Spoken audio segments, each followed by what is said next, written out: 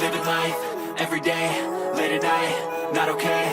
All I want, and I pray, all I need are some better days. Fuck me, I'm looking in the mirror, so foggy, but I've never seen clearer. I don't really think anyone can save me, and honestly I'm not really sure I want saving. I like to be my own worst enemy. There's no risk if you don't try at anything, so I'ma just get buying everything. See you in the next life, have to be a better me. I don't think that my head's on straight, gotta flip it and grip it and go and get an x-ray.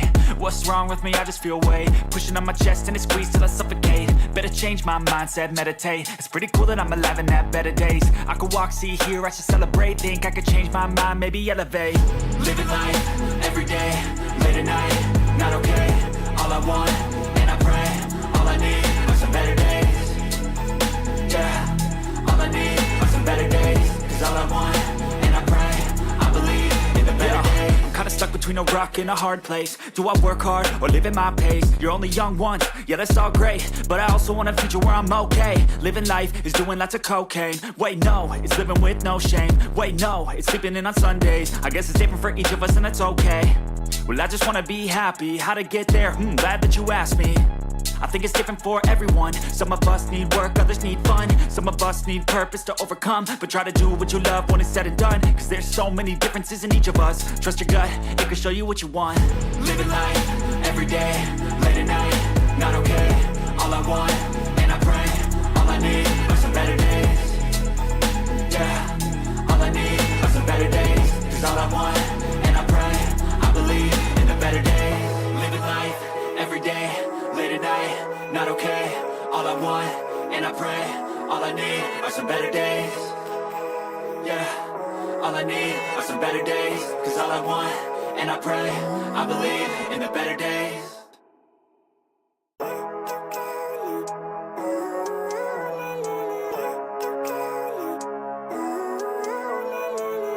Living life, every day, late at night, not okay. All I want, and I pray, all I need are some better days. Fuck me, I'm looking in the mirror, so foggy, but I've never seen clearer. I don't really think anyone can save me, and honestly I'm not really sure I want saving. I like to be my own worst enemy. There's no risk if you don't try at anything, so I'ma just get buying everything. See you in the next life, have to be a better me. I don't think that my head's on straight, gotta flip it and grip it and go and get an x-ray. What's wrong with me? I just feel weight pushing on my chest and it squeezes till I suffocate. Better change my mindset, meditate. It's pretty cool that I'm alive and have better days. I could walk, see, hear, I should celebrate. Think I could change my mind, maybe elevate. Living life, every day, late at night, not okay. All I want, and I pray, all I need are some better days. Yeah, all I need are some better days. Cause all I want, and I pray, I believe in the better days. I'm kinda stuck between a rock and a hard place. Do I work hard or live at my pace? You're only young once, yeah that's all great, but I also want a future where I'm okay. Living life is doing lots of cocaine. Wait no, it's living with no shame. Wait no, it's sleeping in on Sundays. I guess it's different for each of us and that's okay. Well I just wanna be happy, how to get there? Glad that you asked me. I think it's different for everyone. Some of us need work, others need fun. Some of us need purpose to overcome. But try to do what you love when it's said and done. Cause there's so many differences in each of us. Trust your gut, it can show you what you want. Living life, every day, late at night, not okay. All I want, and I pray, all I need are some better days. Yeah, all I need are some better days. Cause all I want, and I pray, I believe in the better days.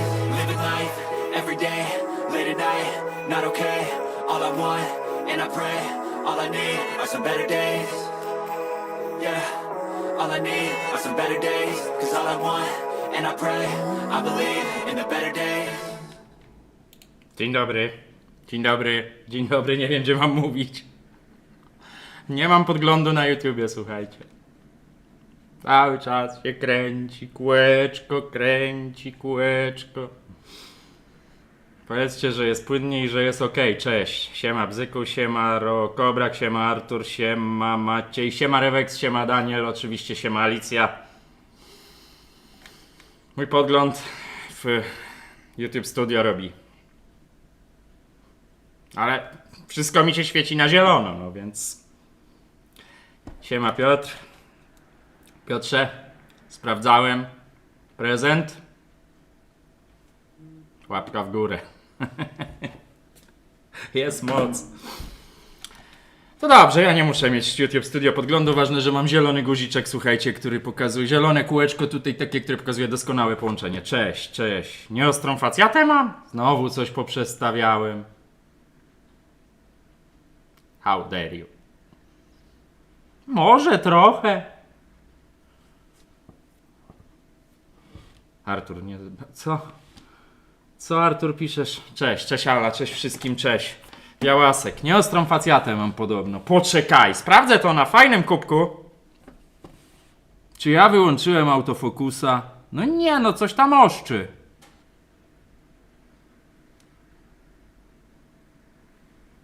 No i dobrze, przecież ekspres jest Daniel ważniejszy niż ja. Znowu wyłączyłem pewnie rozpoznawanie twarzy. Oj, to szczegóły. I tak zaraz przejdziemy na... jak zadziała. Na takie ujęcie i wtedy nie będziecie widzieć, czy jestem wyraźny, czy niewyraźny. Bohater dzisiejszego odcinka, słuchajcie, teraz ja powinien, bo wiecie co zrobiłem? Kopnąłem w kamerę, przed chwilą prawie się cała wywaliła. Bohater dzisiejszego odcinka, znany wam, ale wyższy model. Philips Latego, kawalura, czemu ja mam tutaj na wierzchu to okienko, zniknij. Kawalura, ja wiem czemu ta kawa jest lura, to jest prosty błąd, ale to za chwilę, niech was się tu trochę zbierze. I zróbmy ankietę, bo dzisiaj mam pomysł, słuchajcie, na ankietę. Dzisiaj mam pomysł na ankietę. Ostrość na ekspres poszła, zaraz pójdzie na mnie. Bo trochę mam chyba tą kamerę źle ustawioną. Poczekajcie. No jest jak jest. O, teraz jest ostro. Mam pomysł na ankietę. Już zadaję pytanie. Czy będzie jakiś rock'n'roll? Całe życie jest rock'n'roll, mamo. Już zadaję pytanie. Kofik to ja, żeby nie było.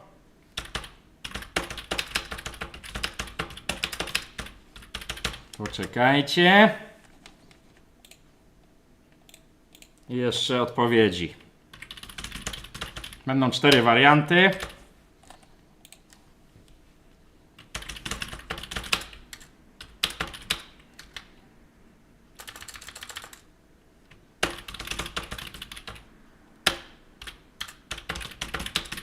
Sekundeczka, czekajcie, już to zrobię. Miałem to zrobić oczywiście zanim odpaliłem live'a, który nadal mi się pokazuje, że nie działa.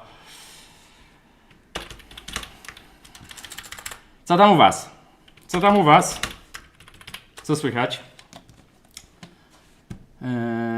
Dobrze, że masz pomysł na ankietę. No, przemyślałem to, chociaż ankieta będzie bardzo inteligentna.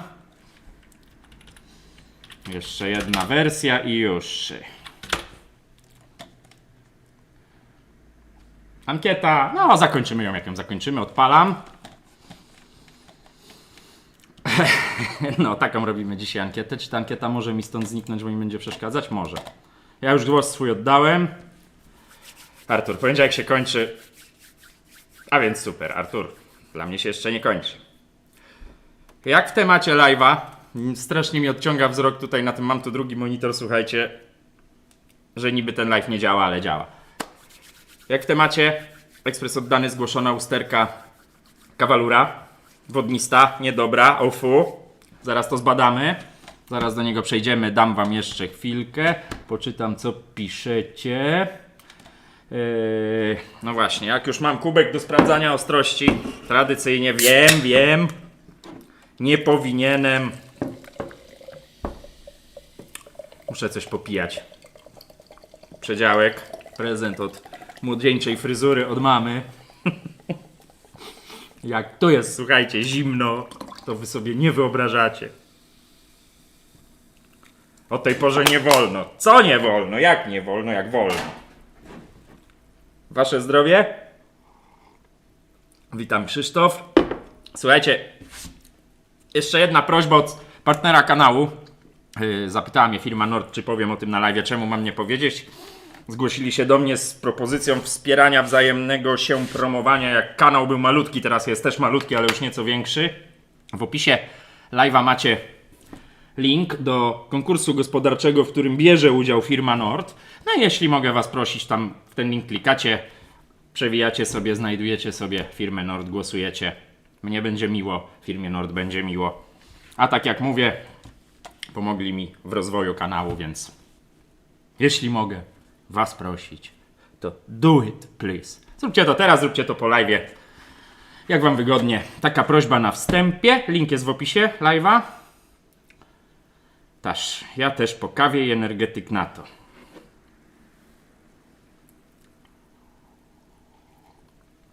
Co z tym ekspresem na sprzedaż, panie Bartku? Panie Dixonie, to ten ekspres stoi nieruszony od tamtej pory. Decyzja moja zapadła, ponieważ on jest straszliwie zakitowany.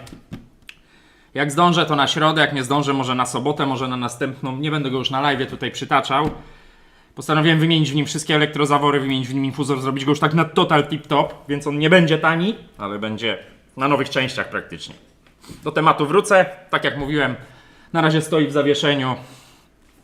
A ja teraz spojrzę, co piszecie w ankiecie, żebym wiedział, jak dalej live'a poprowadzić. Ankieto. Strasznie mało ocen jest, głosów jest na tą trzecią pozycję, liczyłem na to, także jak ci zimno, to włącz ogrzewanie albo napij się na rozgrzewkę coś mocniejszego. W pracy nigdy. Cześć, przestań pobierać z internetu, co pobierasz, bo czat się zawiesza. Mnie się, Kamil, nie zawiesza czat. Nic nie pobieram z internetu, więc to nie ja. Dominik, dynamika od pewnego czasu są mokre fusy. Co to może być? Dodam, że pod ekspresem nie zbiera się woda. Nie mam zielonego pojęcia. Źle wyregulowany młynek, awaria infuzora, awaria elektrozaworu, zła kawa, źle zmielona. Wybierz sobie. Trzecia opcja jest najlepsza. Dokładnie tak. Słuchajcie. Czat? Jaki czat? Odpalmy tą maszynę, zalałem ją wodą. Znaczy nalałem do niej wody, może tak. Pójdźmy tu. Jeszcze jedna rzecz, powiedzcie mi, bo mam tutaj od moderatora zwanego Danielem i Alicją, również moderatorką. Dostałem na testy takie sprzęcicho, tu mam do niego pilocika. Jak nacisnę OK, to się robi widniej. Będziemy dzisiaj sobie testować jednocześnie na tym live'ie, chociaż ja to testowałem już w ciągu dnia i to się sprawdza, jak to rozświetla, bo to jest taka lampa. No nie widzicie jej, nie pokażę wam jej, bo i tak będzie. Ona się tu odbija dosyć dobrze. Czekajcie, pokażę wam odbicie. Nie, tu się odbija moja górna. Testuję sobie oświetlenie. Zobaczymy, na razie to wyłączę. A włączę, jak rozbierzemy ten ekspres. Odpalamy maszynę. Bo ja ją tylko sprawdzałem, czy się włącza, słuchajcie. Mama Iza. Na. Dziękuję, mamo Izo. Innej mamy nie znam. Swojej. Odpalamy. Prąd był zły. Ale jaki prąd, bzyku? Potrzebna lampa chirurgiczna. Bezcieniowa. Bez przesady. To nie jest profesjonalizm aż taki. Spóźnienie, ale witam Bartek Ludwik. Odpalamy. To już jest ekspres z wyświetlaczem. Spróbuję wam go postawić tak, żeby ta lampa z kolei górna się tu nie odbijała. Chyba widać, nie? Największym plusem, słuchajcie, tego oka, do którego mówię, tego oka, które mi tu, jak widzicie, z ramienia wygląda. Ja bym jeszcze chciał dopracować sobie to ujęcie, żeby mnie nie było widać, tylko jest to, że w tym oczku nie muszę kręcić zoomem. Cześć Bartek, cześć widzowie, cześć Remigiusz. Jeszcze oczywiście tak średnio tutaj coś się dzieje. Pewnie nie wiem, czy to słyszycie, jak on w rezonans wpada. Bzyku, upalcowany. No dobra, chłopie. Bzyku, specjalnie dla ciebie. Poczekaj, wyciągnę tędzi. Jezu, jak to się drze.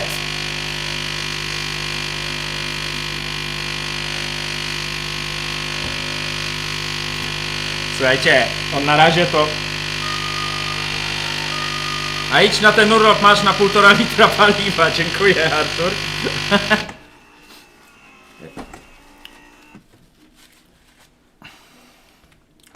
Panie Bzyku, czy jest w tej chwili akceptacja? Może tak być?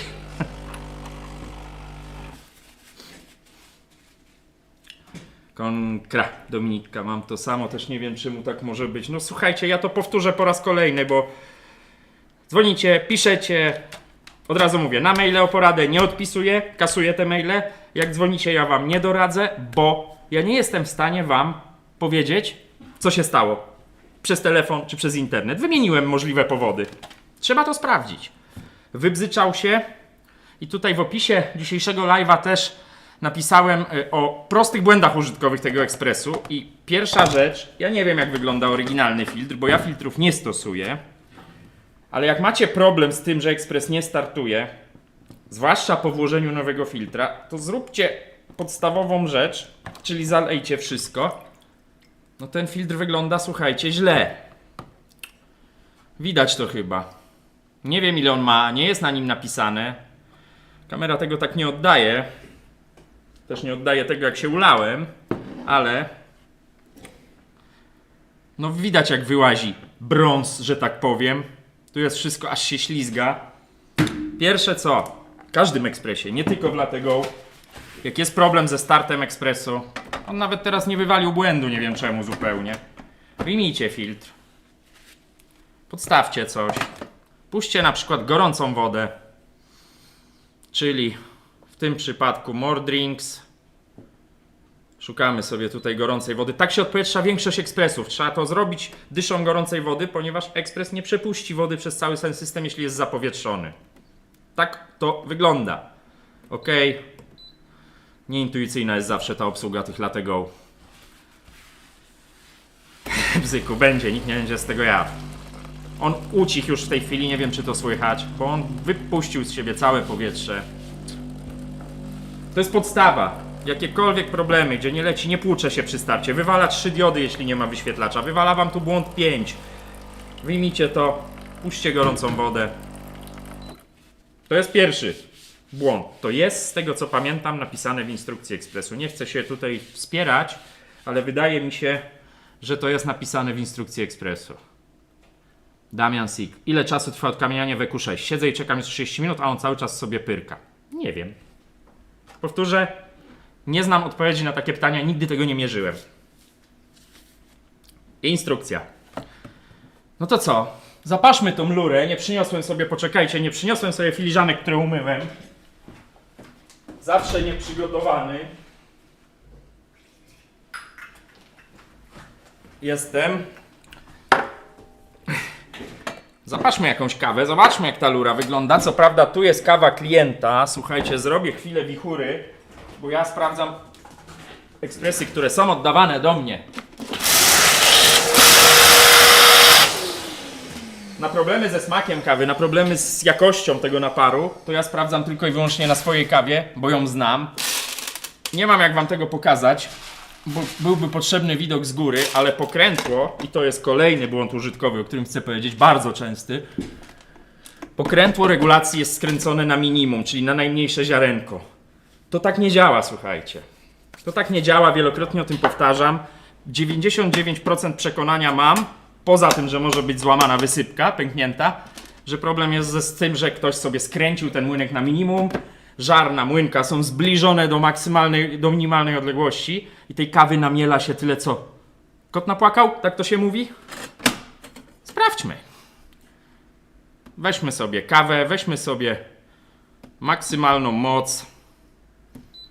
Widzicie co robię? Trochę więcej tej wody, żeby trochę się tego nalało i ognia.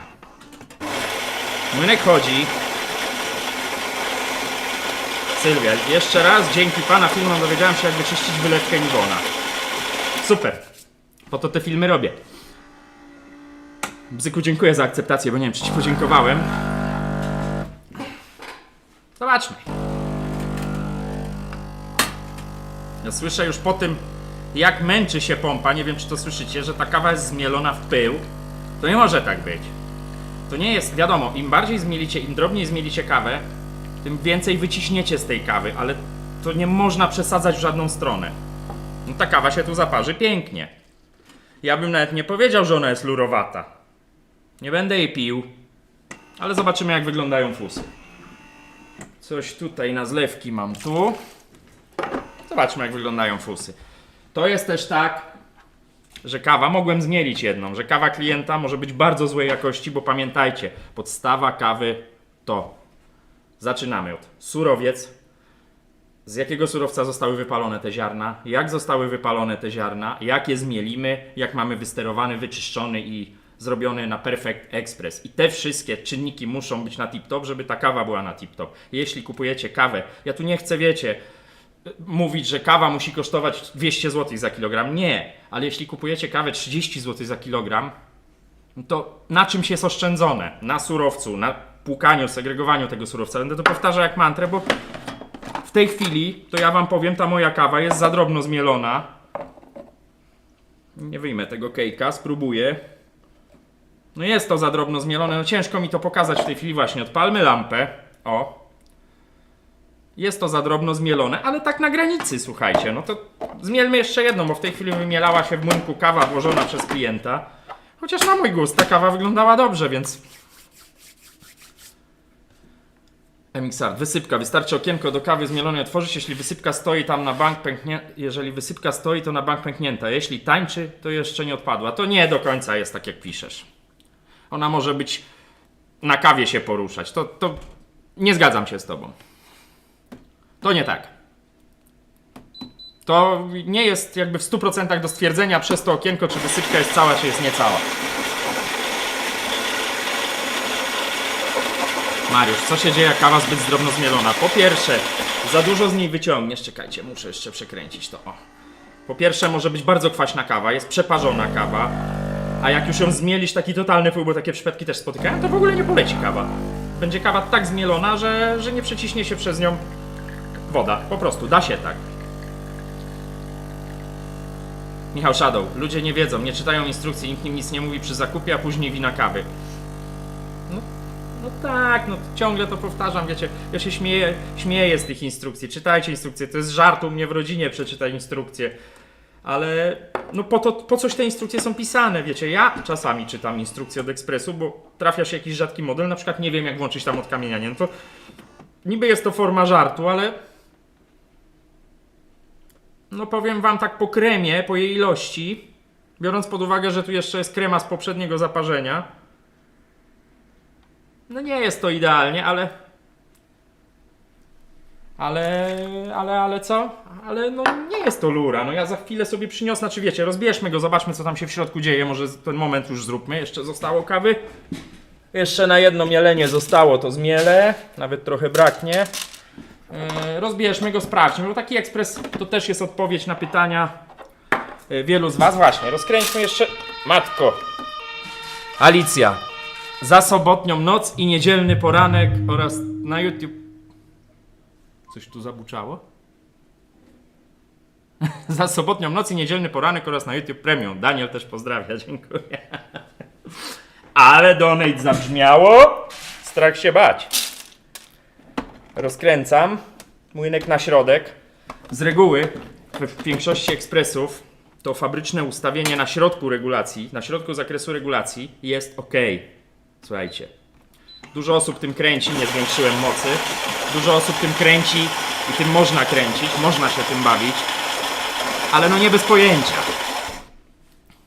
Artur, albo czytasz instrukcję, albo oglądasz Bartka. Nie, zawsze czytasz instrukcję. Ja do swojej 13-letniej czy tam 10-letniej Jury, nie wiem nigdy do końca, będę ją niedługo naprawiał, robił przegląd, to sprawdzę to. Przeczytałem instrukcję od deski do deski. Dlatego seria 4.5 mają aktualizację softu, w nim jest również zmiana czasu mielenia. Skoro Piotrze tak mówisz, to pewnie tak jest. No, moim zdaniem już ta kawa wygląda lepiej, mimo że nie wiem czy to widać, zaczyna się rozwarstwiać krema z kawą. A przekręciłem w tej chwili młynek na środek zakresu mielenia. To są ważne rzeczy. Tak naprawdę możecie sobie popsuć smak kawy kręcąc tym. Jeszcze jedna. Pokażę wam kejki i rozkręćmy tego jegomościa. Zobaczmy co tam się dzieje w środku. Jak obstawiacie? Wysypka cała czy pęknięta? Taką ankietę teraz mógłbym zrobić. Na maksa i ognia.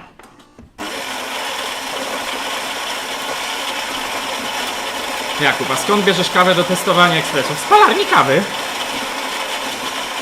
Daniel z ekspresowni. Botusek od razu równiej się leje. No tak, bo tam się ekspres męczył. Walczył z tym zbyt drobno zmieloną kawą. O, to tomato, dzień dobry. Witam. Gdzieś ty był, jak cię nie było. Co psujemy? No co możemy psuć to tomato? Let go! Flips! Wysypka zależy od rocznika ekspresu. Zobaczcie, w ogóle ona ma teraz inny kolor, nie jest taką czarną parzuchą od razu, tylko jest pełna, jest nagazowana, jest pełna, ona jest w tej chwili w kolorze kakao. I za chwileczkę będzie się powolutku rozwarstwiać. Efekt, który ja uwielbiam, jest hipnotyzujący dla mnie. Hello, to tomato, hello. Witam, Aschpak. I dopiero oddzieliła się ta warstwa kremy od kawy, jest czarna polewka. Dobra, koniec opowiadania o kawie. Dziabnę sobie napoju, wyłączmy ekspres. Bierzemy się za niego. Kto powiedział kakao? Ja. Powiedz kakao, a nożyce się odezwą. Lecimy z nią. Słuchajcie, tak jeszcze a propos tipli i tipów, które są tu. A dzisiaj mi się udało, tu jest wyzerowane. Jest za to wszystko wzbogacony kanał o monitor, oto oczko, plus komputer, który przestał gasić monitor. Jego tam widać łącznie z partnerem kanału. Zaraz zrzucę na siebie ekspres, ale chcę wam pokazać. Tam też nastąpiły zmiany. Pochwaliłem się. To dzięki wam. W tej chwili działa stabilnie. Jest wymieniony zasilacz. Odpowiadając na pytanie, Seasonic 750W w Goldzie, coś tam. Nie znam się aż tak na tym. Jest włożony RTX. Uzyskał komputer stabilność. Przestał się wyłączać monitor. W ogóle jak ręką odjął. Tyle i to tak naprawdę właściwie wypełniło ten poprzedni cel tipli, a raczej go uszczupliło, także bardzo wam jeszcze raz dziękuję. Bo wreszcie to może jako tako wyglądać, jest mikrofon, jest drugi monitor, jest naprawiona, słuchajcie, lampa, patrzcie.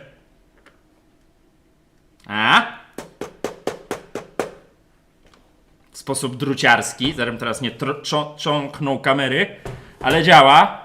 Nawet nie zauważyliście, że coś ona się ostatnio nie pojawia. Dobra. Ja miałem kawę w miarę okej. I tak pękła i zasypała silnik, aż prawie stała dęba, wywalał błąd jeden. Kompresor pomógł i dmuchanie we wszelkie szczeliny silnika. No bo te wysypki MX Art są z gównolitu. Ach, miałem wam kejki pokazać, a teraz będzie fajnie. Jak cię stąd wyciągnąć w całości, gościu? To jest na środku regulacji. Moja kawa. Muszę coś dodawać? Grzegorz, w końcu lampa naprawiona. No. Proste. Piękny cake. Ja wam nawet teraz zbliżę. Moim zdaniem jest idealnie, jeśli chodzi... Może nawet troszeczkę za grubo, ale myślę, że nie, bo pamiętajcie, że to już jest przeparzone. Moim zdaniem jest ok. Moim zdaniem jest ok. Wiadomo, można już sobie według własnych upodobań to regulować, ale nie w skrajne pozycje. Po kawałku, słuchajcie. Nie pukaj w lampę. Dlaczego? O nie, tylko nie lampa.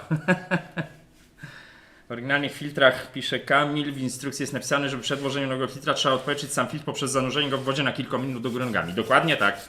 No więc jest o tym w instrukcji, a wiele osób wkłada ten filtr, on jest pełen powietrza, ekspres to powietrze próbuje wciąga i robi się problem i wtedy można to odpowietrzyć tylko tędy. Dobra, słuchajcie, z prądu przede wszystkim BHP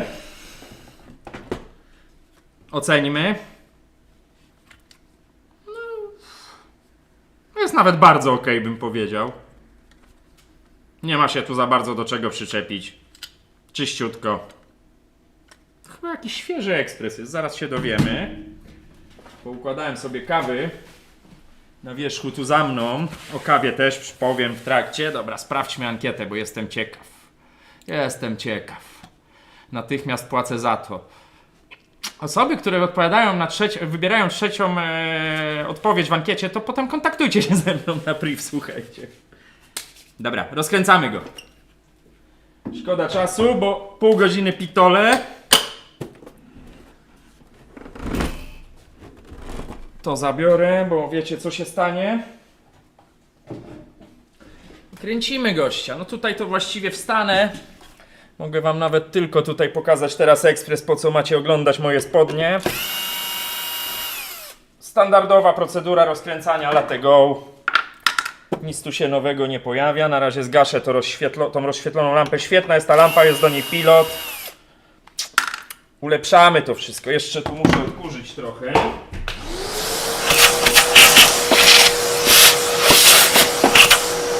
Żeby dostać się do śrubek. I lecimy. Zaraz wam pokażę jeszcze kolejny tuning na kanale, który wyszedł tak zupełnie spontanicznie, o ile go znajdę. Tu mam wykręcone, jeszcze jedna śrubka.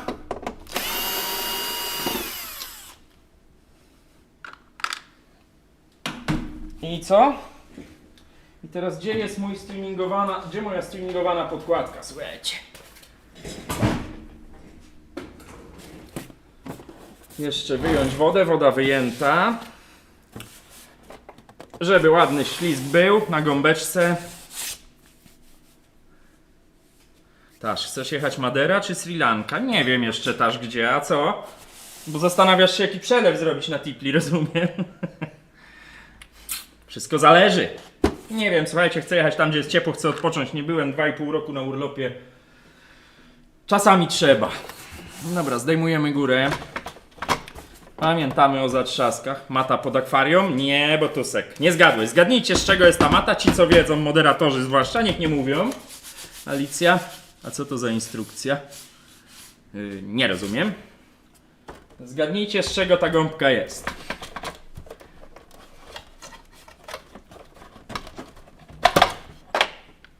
Ja już widzę. Wy jeszcze nie. Teraz te dwa zatrzaski, o których często wspominam, które z reguły są wyrwane, jak ktoś nie wie o ich istnieniu. Jeden. Czy wy to będziecie widzieć, jak ja to rozpinam? Jest taka szansa przy tej lampie. Ciekawe. Jest raczej słabo, bo on jest tam głęboko. No nie będziecie widzieć. No ale próbowałem. No proszę cię, odepnij się. O. Słychać było, że pyknęło. No i to nam schodzi. Tu jest wszystko ok. Od razu ocena. No i co? Jak obstawiacie? Cała wysypka czy nie? Bo wy jeszcze nie widzicie. Mata izolacyjna. Wiem, z karty graficznej. Botusek, wygrałeś uścisk dłoni prezesa. Dokładnie. Fajne, bo to z tworzywa sztucznego, nie będzie nasiąkać wodą. Nie będzie tego efektu skaczącego ekspresu. Mariusz, na Majorkę. Dziękuję. Chwila jeszcze hałasu.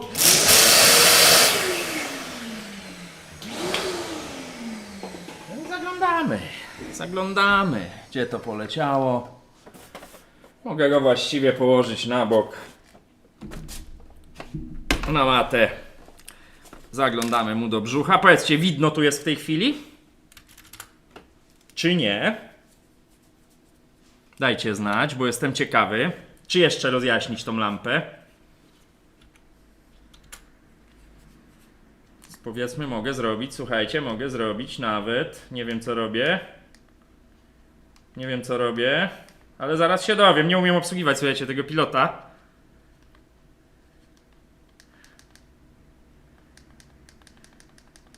Jak jest? Widno jest ok. No to super, że jest ok. No dobra. Wysypka. Jak widać. Cała. Podniosę go. Rozkręćmy go dalej. Mało kawy to nie pękła. Nie wiem co masz na myśli, Mixart, mówiąc mało kawy to nie pękła. A jakie ma to znaczenie? W sensie mało kawy, że mało kawy zrobił? Pełen blask. Moim zdaniem teraz to jest nawet trochę za widno. W tej chwili ta lampa, zaraz wam pokażę.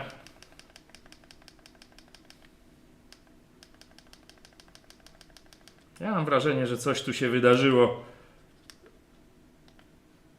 O! Mogę się, słuchajcie, tym bawić. Zobaczcie, mogę ocieplić kolory. Co pewnie widzicie w tej chwili. Robi się żółto. Mogę powiększyć i w tej chwili pozimnić, słuchajcie. No w tej chwili jest na 10%, a tak jest jak ją wyłączę. O. No to jest ta różnica. Ja się staję widny. Wracając do Ekspresu, słuchajcie, koniec zabawy lampą, ja się jaram takimi rzeczami, dla mnie to są nowe rzeczy fotograficzne, wiecie, ja się fotografią, mówiłem już o tym nieraz, ja się fotografią interesowałem, jak jeszcze były klisze. Paweł, jak tam aparat się sprawuje? Cześć Paweł, widzę, że w promocji jest. No, sprawuje się, jeszcze tak naprawdę nie rozgryzłem jego wszystkich możliwości. Wisi wpięty, jak widzisz, obrazek z niego jest taki. Jakoś coś z autofokusem jeszcze namieszałem, żeby twarzy nie rozpoznawał, więc może nie być idealnie. Sam widzisz, 1440p przy moim świecącym się czole, tak to wygląda. No przełącz się. Lumix patrzy na Ekspres, a Soniak patrzy na mnie. Jak było żółto, to było Lux. Ja nie lubię takich ciepłych kolorów w kamerze, ale to... Być może Wojtas masz rację, bo to też jest kwestia ustawień telewizora, więc to jest na dwoje babka wróżyła. Ja do pracy na przykład wolę zimne kolory. Tylko Madera. Co? Sebuniuniuniu haku. Tylko Madera. Ale masz nick. Ciężki.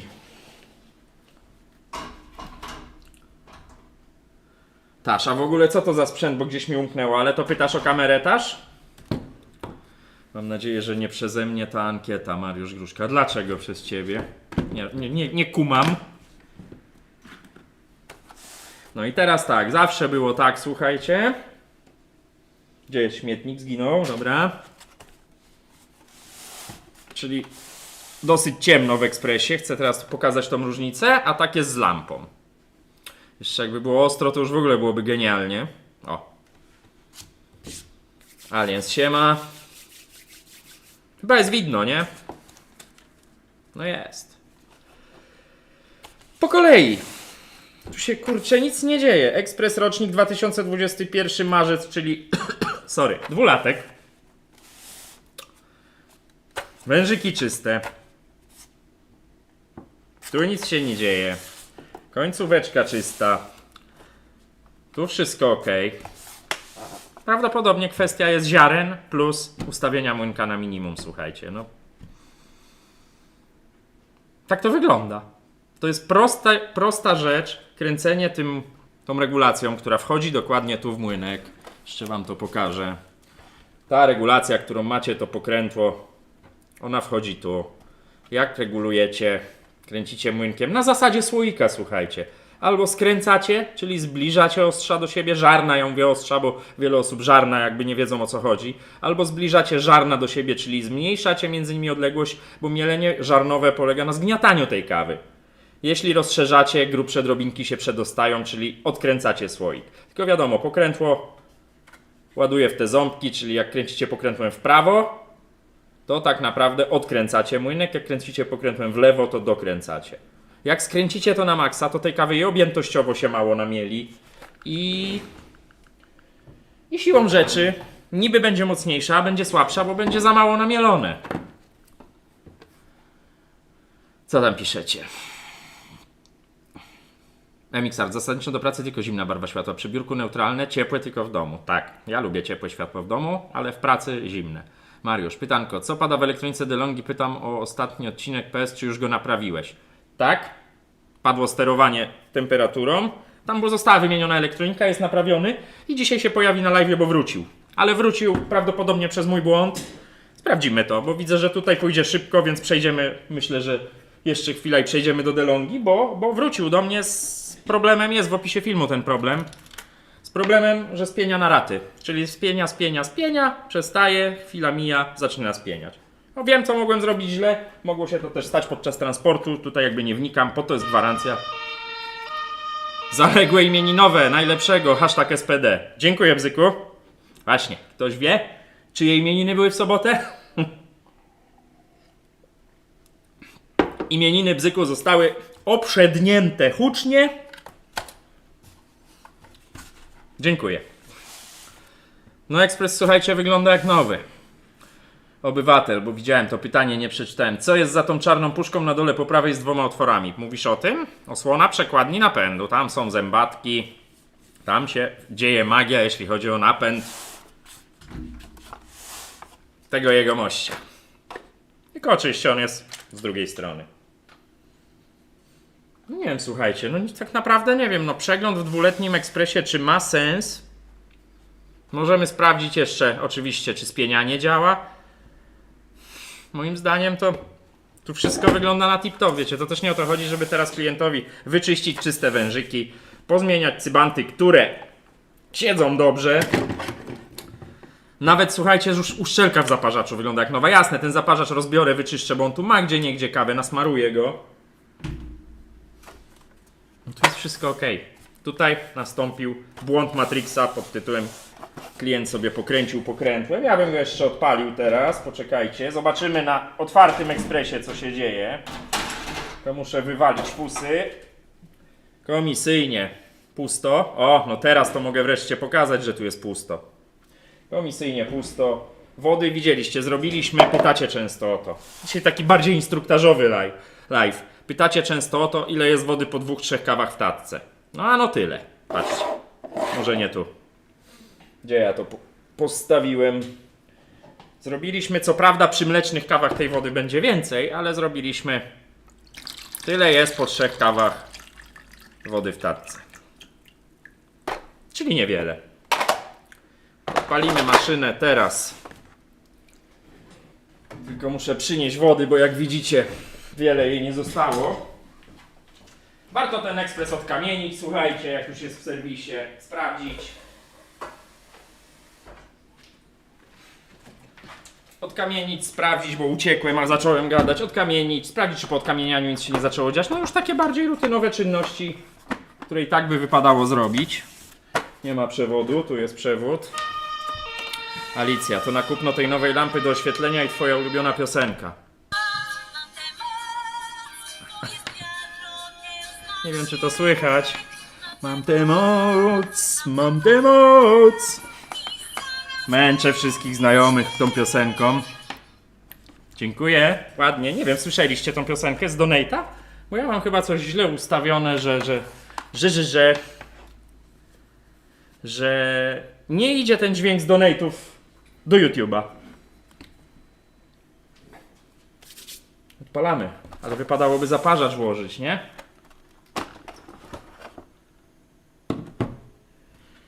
Bartku, co ty robisz pierwszy weekend grudnia, 2-3 grudnia dedowawy na pierwsze nagrania? Nie wiem, Piotrze, co ja robię 2-3 grudnia, ja nie wiem, co ja robię za tydzień. Nie pytaj mnie o tak odległe terminy, bo to w ogóle nie wybiegam tak daleko w przyszłość. Jak grudzień to mogę mieć napięty. 2-3 grudnia? Znaczy tak, w weekendy to mnie nie ma żadne, a w tygodniu no to jestem raczej wiadomo gdzie. Nie wiem, nie powiem ci w tej chwili. Rotor FPV. Ostatnio odkryłem w tych ekspresach fajne opcje jak w droższych. Dłużej trzymając ikonę kawy możemy programować porcję mleka i kawy. I na programie numer 3 zawsze będzie to stosowane. Ok, nie rozgryzam takich tematów. Odpalmy. Odpalmy. Wzmocnienie wysypki, to co często wam powtarzam. Miałem taki komentarz krytyczny, że moje klejenie wysypki to jest druciarstwo. No ja tak nie uważam, bo fabryczne wysypki pękają. Te, które ja wzmocniłem, jeszcze do mnie żadna nie wróciła, a już trochę te ekspresy robię. Każdy robi tak jak umie, tak jak sobie to wymyślił. Jeśli to się sprawdza, no to tak robi, tak? Teraz pewnie was zaciekawiłem tą reklamacją DeLonga. Co? Doktor spierniczył, nie? A no cierpliwości. Słychać tą piosenkę. A, no to fajnie, bo miałem takie wrażenie, że nie. Robienie samego mleczka spienionego. Rotor pisze, wystarczy dłużej przytrzymać przycisk od kawy, aby sypana. No to znamy ten trik rotor. W tych najniższych modelach tak się właśnie mleko spienia. I mamy spienione mleko. Znamy, ten trik znamy. Kawa jest. Szklanka jest. No to zmielmy. I zaraz jeszcze sprawdzimy sobie. Co? Czy spienia mleko za każdym razem. Bo to też lusterka znana. Każdy orze tak jak może, dokładnie. Z zapowiedzi live też było słychać? Nie wiem, o co chodzi, Mariusz. No to wszystko działa, no słuchajcie, no kawa się parzy, konkret.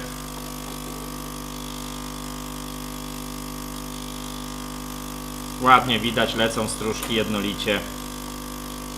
Kwestia regulacji, co też jest w ekspresach, słuchajcie, ważne. Kwestia regulacji. Wiadomo, w automatach ta regulacja jest na... No właśnie, zobaczmy jakie on ma opcje. Zobaczmy, jakie on ma opcje regulacyjne w swoim menu. Twardość wody. Ustawiony na twardą, ok. Czas czuwania nas nie interesuje, jasność nas nie interesuje, dźwięk, temperatura. A jakbyśmy dali wysoki, zobaczymy, czy będzie widać różnicę w kawie. Ja lubię, jak kawa jest gorąca. Tym bardziej, że u mnie jest zimno, więc wszystkie szklanki, filiżanki są zimne. Licznik produktu, no zobaczmy. 28 espresso. 364 kawy. 16 americano, 99 cappuccino. Jest tu jakiś total? Nie ma, czyli liczymy 4, 52, 53, 80, 130 i 40, powiedzmy 170 i 100, 270, 280 i 300, 580 i 60, 640, 28. Ten ekspres zrobił niecałe 700 kaw, słuchajcie, on jest nowy. On jest nowy i powtórzę, popsuty, bo oczywiście nic na stałe nie zostało uszkodzone. Przez kręcenie, przez nieczytanie instrukcji. No i za moją pracę, wiadomo, za darmo tego nie robię, prawda? No to jeszcze jedna kawa. Wyjdźmy z tych liczników. Moc na maksa u mnie kawa, teraz mamy to większą temperaturę. Przy okazji sprawdźmy, jaką ta kawa ma temperaturę, bo filiżanka w środku jest już ciepła. Łopanie ledwo używany, pisze Mixart. No dokładnie, no 700 kaw, co to jest? No i jedziemy. Postaram się wam zaraz pokazać tą temperaturę.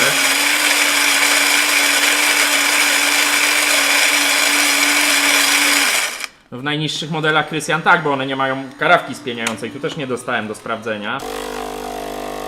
Zbliżę trochę, żeby było widać temperaturę.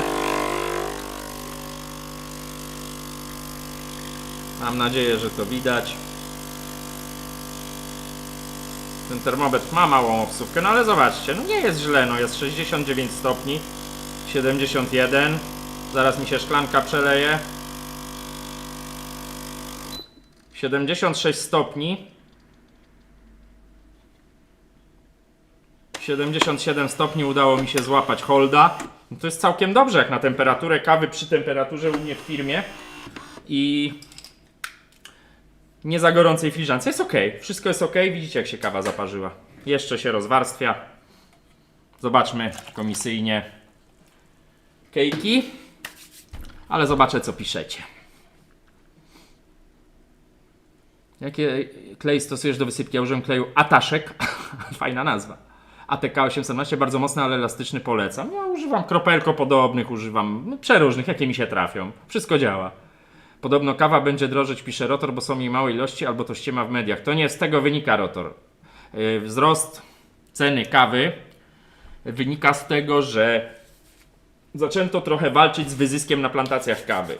Zawiązały się jakieś związki zawodowe, mówiłem kiedyś o tym. Zawiązały się jakieś związki zawodowe, coś tam się... Ja nie znam szczegółów, nie chcę się mądrzyć, ale przez to i drożeje produkcja tej kawy i jakieś tam też były susze, no pogodowe sprawy, gdzie ta kawa po prostu mniej zaowocowała, tak? I tyle. Słuchajcie, pokażmy kejki. Ja jestem człowiekiem chaosu po prostu. Jak dla mnie ta kawa jest jeszcze za drobno zmielona, ale zaraz wam to pokażę. Oddalę trochę, żeby na białym tle położyć kejki. One się tu rozpadły, to też często mnie o to pytacie, bo kejki się rozpadają. Rozpadają się, nawet jest tu celowo taki ząbek. No, sami ocencie.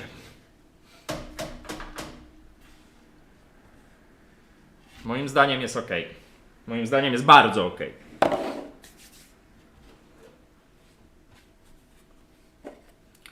Słuchajcie, zróbmy 2 minuty przerwy, ja przyniosę DeLonga, no bo tu właściwie, słuchajcie, ja go wyłączam.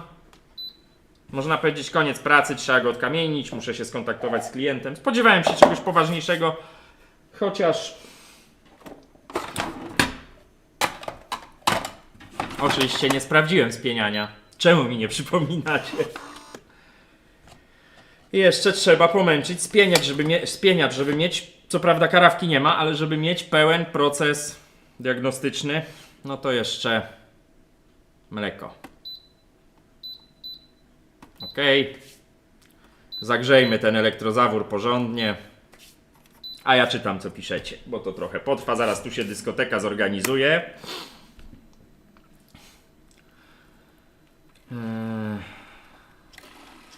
Dziś masz w dacie 13, a tu robota prosta, raczej brak roboty, więc chyba sympatycznie. Łatwa kasa zarobiona dziś. To nie tak jest, no bo to w ogóle MX Art jakoś tak... Wydaje mi się, że źle do tego podchodzisz. No, niewykonana praca jakaś większa, to też nie będzie kasa duża z tego, no wiadomo, no to nie jest tak, że czy się robi, czy się nie robi, to się 1000 zł należy. Może ja cię źle odbieram, nie wiem. Tak mi się wydaje. Ataszek to mistrzowie do kleju. Nie znam. Botusek. Co się dzieje z Psycho gra na Roma, gdy przecieka, nie spienia mleka i leci para z boku? Było tyle razy wałkowane, że ci nie powiem. Nie wiem, co się dzieje. Trzeba rozebrać ekspres i zobaczyć, co się dzieje. To są pytania, które, słuchajcie, każdy serwisant tego typu pytanie, jak zadał tutaj, ja nie wyśmiewam, ja tylko mówię, jak jest. Takie pytania pod tytułem para mi leci z boku. Dzisiaj miałem telefon gdzieś tam przed 17, że w Philipsie dlatego ucieknie woda. Czy to groźne, czy to nie groźne? To jest zawsze groźne. Woda się może lać z wielu miejsc. Para może lecieć z wielu miejsc. Żaden serwisant nie powie wam na 100%, co się dzieje w ekspresie bez ekspresu, bo nie wie.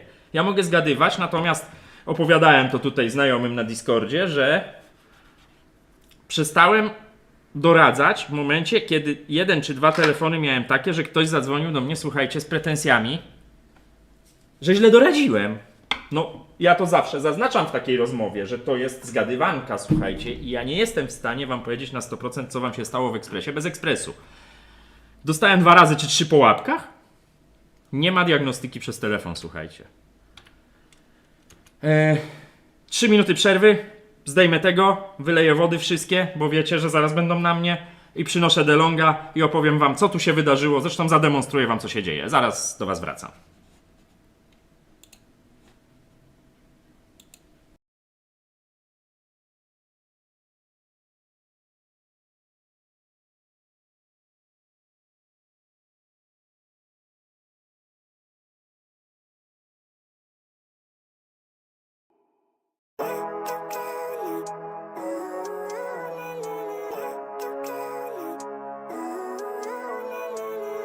Living life, every day, late at night, not okay. All I want, and I pray, all I need are some better days. Fuck me, I'm looking in the mirror, so foggy, but I've never seen clearer. I don't really think anyone can save me, and honestly I'm not really sure I want saving. I like to be my own worst enemy. There's no risk if you don't try at anything, so I'ma just keep buying everything. See you in the next life, have to be a better me. I don't think that my head's on straight, gotta flip it and grip it and go and get an x-ray. What's wrong with me? I just feel weight pushing on my chest and it squeezes till I suffocate. Better change my mindset, meditate. It's pretty cool that I'm alive and have better days. I could walk, see, hear, I should celebrate. Think I could change my mind, maybe elevate. Living life, every day, late at night, not okay. All I want, and I pray, all I need are some better days. Yeah, all I need are some better days. Cause all I want, and I pray, I believe in the better days. I'm kinda stuck between a rock and a hard place. Do I work hard or live at my pace? You're only young once, yeah that's all great, but I also want a future where I'm okay. Living life is doing lots of cocaine. Wait no, it's living with no shame. Wait no, it's sleeping in on Sundays. I guess it's different for each of us and that's okay. Well I just wanna be happy, how to get there? Glad that you asked me. I think it's different for everyone. Some of us need work, others need fun. Some of us need purpose to overcome. But try to do what you love when it's said and done. Cause there's so many differences in each of us. Trust your gut, it can show you what you want. Living life, every day, late at night, not okay. All I want, and I pray, all I need are some better days. Yeah, all I need are some better days. Cause all I want, and I pray, I believe in the better days. Living life, every day, late at night, not okay. All I want, and I pray, all I need are some better days. Yeah, all I need are some better days. Cause all I want, and I pray, I believe in the better days.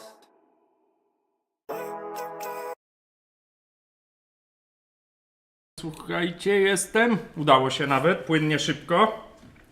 Co to tak słabo ten ekspres widać? No bo ja to ujęcie, gościu. DeLonghi, dynamika. Widać, że wypucowany. Widać, że wypucowany przeze mnie długo nie zabawił klienta. No niestety takie rzeczy się, słuchajcie, zdarzają. Nie chcę go. Co tu się dzieje na tym czacie? Nie chcę go, słuchajcie, męczyć, żeby wam zademonstrować, co tu się dzieje, ale jest tak, zaczyna spieniać, wszystko pięknie leci. Ja już tu nalałem płynu, ale to będziemy sprawdzać później. Wszystko pięknie leci i on ma coś takiego, że po 10 sekundach przestaje spieniać. W ogóle przestaje się cokolwiek dziać. Paseczek tu sobie idzie i znowu wznawia to spienianie. Co to sugeruje? Sugeruje to według mnie, że źle dolega czujnik temperatury NTC. Ta grzałka się przegrzewa, bo on źle kontaktuje, źle ściąga pomiar. Zaczyna działać któreś z zabezpieczeń termicznych. Ta grzałka momentalnie stygnie, no bo pompa cały czas cyka. I znowu wznawia się spienianie. Taką mam teorię, słuchajcie. To jest ekspres, który był na sobotnim filmie chyba. Nie pamiętam. Tak, to ten. Reklamacje naprawdę się zdarzają, słuchajcie. Co tam pisaliście, jak mnie nie było? Mariusz, a co do tej elektroniki od DeLonghi, to próbowałeś diagnozować, co się uszkadza, czy po prostu wymieniasz elektronikę i się nie zastanawiasz nad tym, co pada na tej elektronice? Ja wiem, Mariusz, co pada na tej elektronice. To większość serwisantów wie. Nie ma to sensu naprawiać tego. I tyle.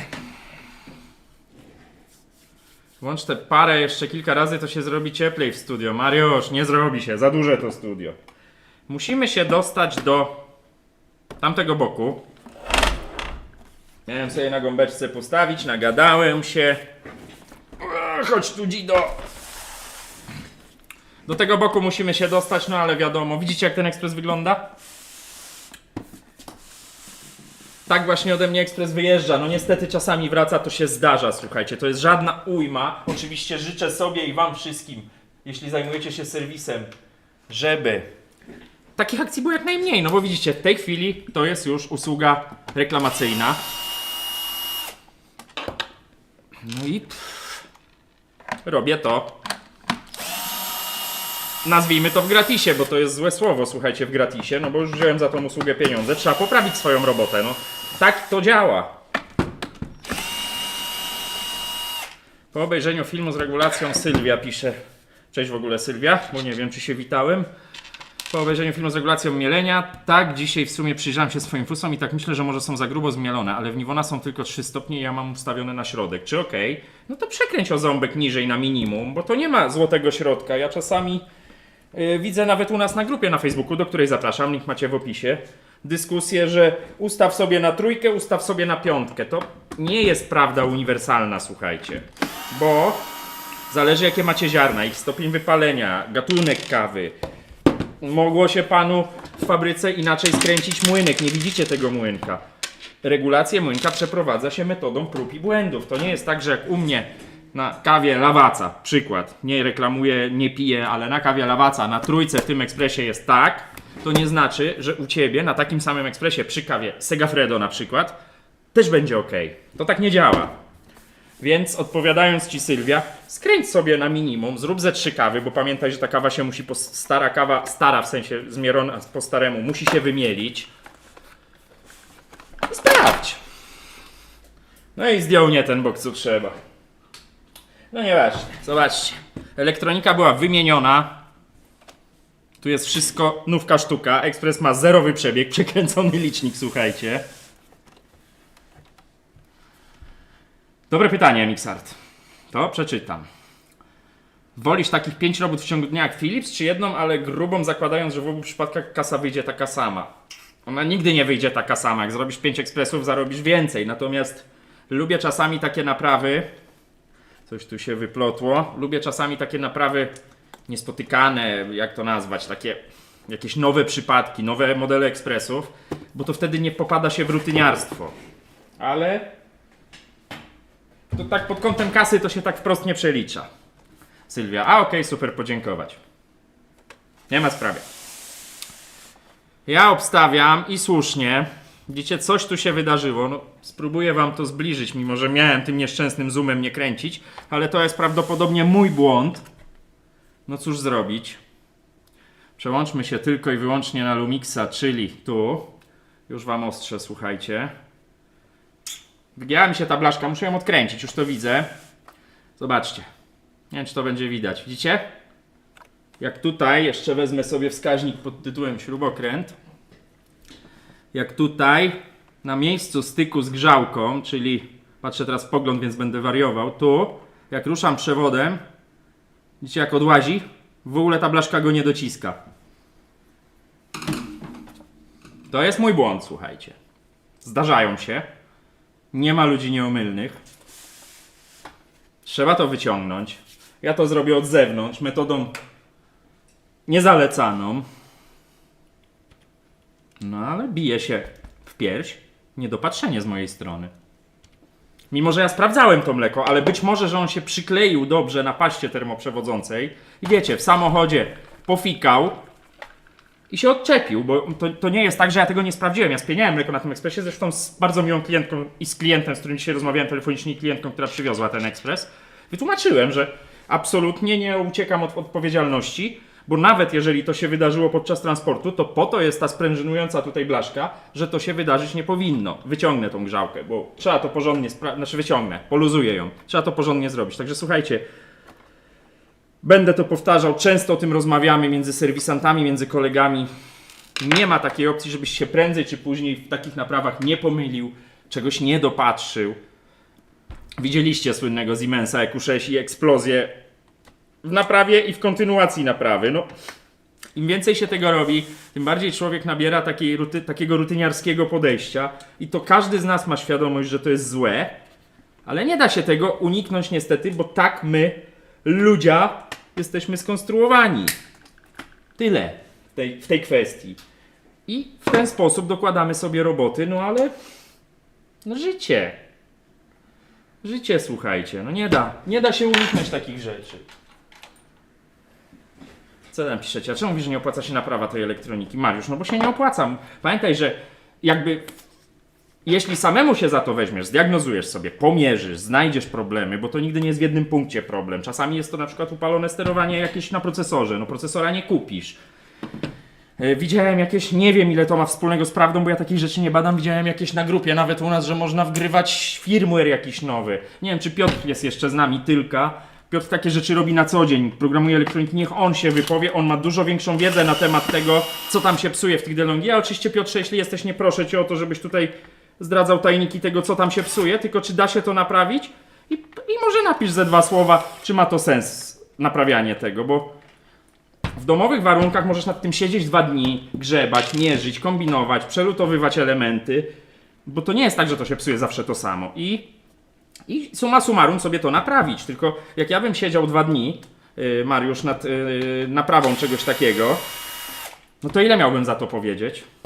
No to o to się zawsze rozchodzi. Trzeba na to dać gwarancję. Nie masz pewności, że przy jakimś zwarciu nie dostały inne elementy jeszcze. Wymienisz jedno, wróci do ciebie z innym problemem, albo spali coś innego. No to wiele rzeczy trzeba mieć. Ja tutaj, Mariusz, absolutnie nie krytykuję tego pytania, które zadałeś, tylko wiele rzeczy trzeba mieć na uwadze.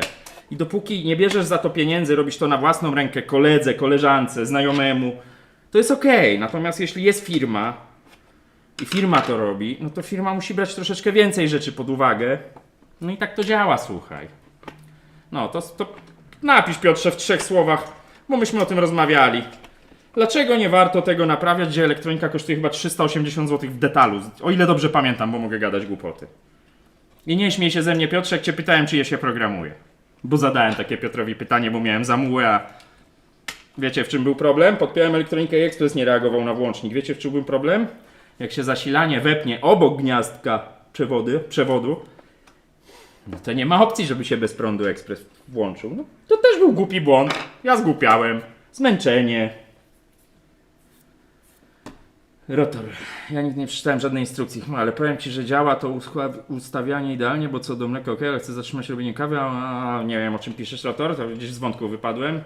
Wiem, że nie na temat, ale wiem, że lubisz PS5. Ostrzegam, abyś nie zagłębiał się w temat nowych gogli typu Oculus, MetaQuest. Wsiąkłem jak dziecko. Nie mam na to czasu, Rotor. Ja miałem... O PS5 możemy zawsze gadać. Miałem... Google, już nie umiem powiedzieć Google, przez Google, zawsze mówię Google. Miałem Google VR 1. Poleżały 2 lata, sprzedałem za pół ceny, zagrałem na nich może parę godzin i mnie to nie jara, ja jestem kanapowiec. Dobra, słuchajcie, już prawie to ściągnąłem, jeszcze tu zatrzas trzyma. O, Piotr odpisał właśnie na mnie. Tak, jak mówi Bartek, samemu naprawiając, mając wiedzę, to jasne, że się opłaca. Dla serwisu niekoniecznie, jeśli płyta kosztuje nowa 200, no 200 czy 300 zł.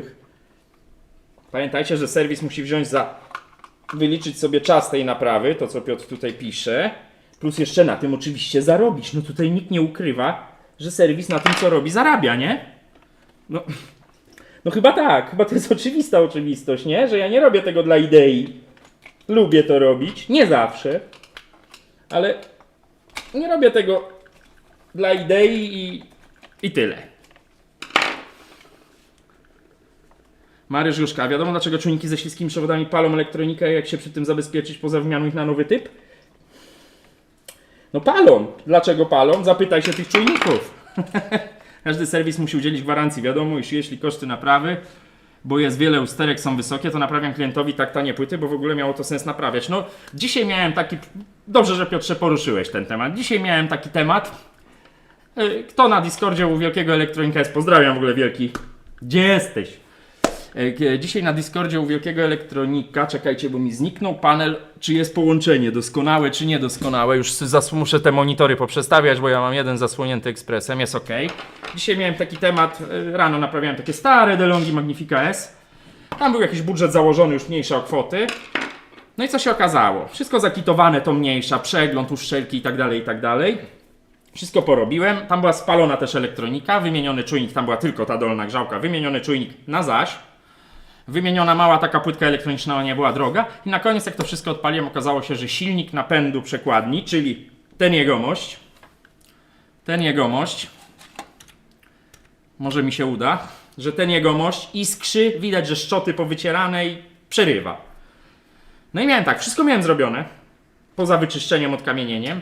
No i mogłem zadzwonić do klienta, słuchaj pan, wymiana tego silnika to przykładowo jeszcze 200 zł, gdzie ten klient by mi powiedział, że panie, puknij się pan w łeb za takie pieniądze. Więc silnik, za zgodą oczywiście klienta, wymieniłem, używany, sprawny włożyłem, ekspres działa, klient odebrał, ja zadowolony, bo nie straciłem pół dnia na naprawę tego ekspresu, tylko zarobiłem. Dołożyłem używany silnik, który miałem gdzieś tam z odzysku z jakiegoś ekspresu, który miał zupełnie inne usterki, nie było go warto naprawiać. Tak to działa i to co Piotr napisał, że jeżeli na przykład już jest 1000 zł innych usterek i jeszcze by tą elektronikę dołożyć, no to można ją naprawić. To zawsze działa elastycznie, słuchajcie. Naprawa ekspresów to nie jest tak, że jest stały cennik, Stanek, na czekoladę, kawę i Snickersa. Ja wiem, w jakim kierunku to zmierza. No i to nie jest tak, że naprawa DeLonghi 500 zł, naprawa Saeco 300 zł, nie ma stałego cennika w serwisie. Przynajmniej takie jest moje zdanie. No jeśli się mylę, to mnie poprawcie, albo jeśli macie inne zdanie, ale nie ma stałego cennika, bo to zawsze jest płynnie. Zależy od przypadku, zależy od ilości usterek nawarstwionych. No. I to też jest takie, wiecie, często mnie pytacie, bo mój ekspres cieknie, ile, znaczy no nie mówię wy, bo ja zawsze mówię wy, ale to pojedyncze są przypadki, ile będzie kosztowała naprawa ekspresu Siemens EQ6, bo on cieknie. Nie mam zielonego pojęcia.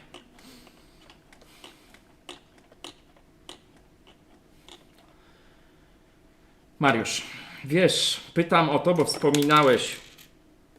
słyszałem ją, a nie widziałem, bo wspominałeś nie raz i nie dwa i nie 15 razy padła ta elektronika, co miałeś na serwisie. Zastanawiam się, czy jest jakiś element, który jest bardziej awaryjny. No tak, to czujnik powoduje. Słuchaj, bo mnie zagadałeś, Mariusz. Tu jest. Masz szczęście, że znalazłem. Pamiętajcie też, że to jest dosyć ważne, co teraz powiem. Ja wam pokazuję wiedzę, którą ja wam chcę pokazać. Są pewne rzeczy, których na przykład dowiedziałem się od Piotra, bo Piotr przerasta mnie jeszcze wyżej doświadczeniem, których dowiedziałem się od innych serwisantów. Ja jeżeli takie patenty się dowiaduję, to nie powiem wam tego, dopóki nie dostanę zgody od takiej osoby. Ja też nie zdradzam wam wszystkiego. To nie jest tak, że wy dostajecie wiedzę, dosyć myślę szeroką, na live'ach, na filmach, na środowych, na sobotnich. Na środowych jest to taka surowa wiedza, bo po prostu bez dubli konwencja naprawiam ekspresy. Ale to też nie jest tak, że wam wszystkie, czy ja, czy inni serwisanci, patenty pozdradzamy, bo do niektórych rzeczy naprawdę dochodziło się latami. I to wiecie, no tak to działa, wiecie, no to i tak dostajecie, myślę, szeroką wiedzę. No takie wiecie, co się pali w ekspresie, dlaczego to się pali. No my serwisy, żyjemy z serwisów, też musimy zarabiać. No nie możemy wam wszystkiego pokazać, powiedzieć. No bo tak, no nie wiem, zlinczujcie mnie za to, co powiedziałem, ale tak to wygląda, no. Trzeba mieć narzędzia, no. Mam tutaj, powtarzam to, zrobię kiedyś taki regał Hall of Fame, a raczej nie Fame. Takich ekspresów, które no popsuliście sobie po prostu. Ja mówię wy, cały czas będę tak mówił, no bo mówię do widzów, tak? Popsuliście je sobie po prostu nieumiejętną naprawą, brakiem doświadczenia. No, nie chcę tutaj być najmądrzejszy, ale no tak to wygląda. Trzeba to wszystko, słuchajcie, wyczyścić teraz. Bliżej na tą grzałkę, bo to będzie teraz dosyć ważne, co robię. Trzeba to wszystko wyczyścić. Sroga cena, Juragiga. O czym wy tam piszecie? Artur, Juragiga, to pewnie piszesz o ekspresie. Nie wiem. Ale skoro elektronika kosztuje 300, to jasne, że dla ciebie nie opłaca się dzieci, jak nie serwisy ekspresu, to jest swój jedyny DeLonghi. No tak, no to o to chodzi. Bardzo z wielu was, i to jest naturalne, przekłada takie naprawy na swoje domowe, czy gdzieś tam, nie wiem, w przydomowym garażu, czy przy domowym warsztaciku. I to jest super i po to ta wiedza jest pokazywana. Natomiast serwis jest firmą, która ma zarabiać i my te firmy prowadzimy lepiej lub gorzej po to, żeby one zarabiały i staramy się trzymać jakąś, jak najwyższą w naszym mniemaniu jakość. Gdzie ten czujnik się podział? Staramy się tą jakoś utrzymać, ale to też kosztuje i w serwisie zawsze, to powtarzam, kosztuje czas. Dobra, słuchajcie, teraz się muszę trochę skupić, bo ten ekspres działa, ma tylko czkawkę, żebym ja tu nie zrobił, że jemu się pogorszy. Także Mariusz, Piotr Tylka, dzięki za wyjaśnienie. No. Ja również, Piotrze, dziękuję, że zająłeś głos, zabrałeś głos, bo jak ja coś mówię jako serwisant, to dobrze, żeby jeszcze ktoś to potwierdził lub zaprzeczył, bo wiecie, ja też mogę gadać głupoty.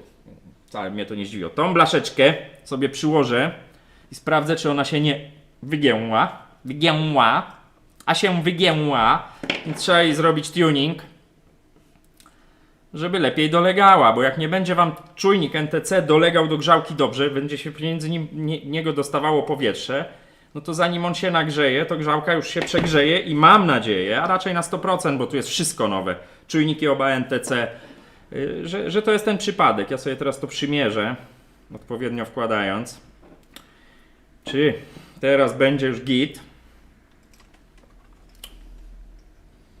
No nie będzie. I teraz musiałem się wygiąć ta blaszka gdzieś przy demontażu, słuchajcie, no. Bywa. Złapię sobie to tak, no teraz trzeba ją tutaj podprowadzić.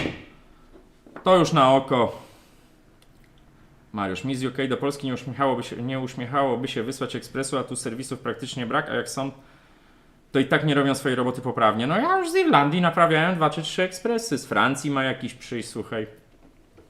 Wchynot, jak mawiają na wyspach. Ja na razie robię przymiarki. O, teraz będzie idealnie, ja wam to pokażę, jak już z tym skończę. Będę się musiał potem cały umyć.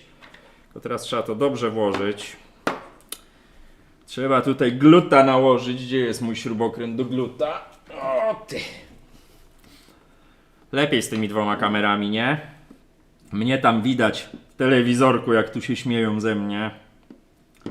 A tu może być zbliżone. Nie muszę pilnować ostrości, bo wyostrzę raz na ujęcie. I jest ok. Nałożę tej pasty więcej niż zwykle.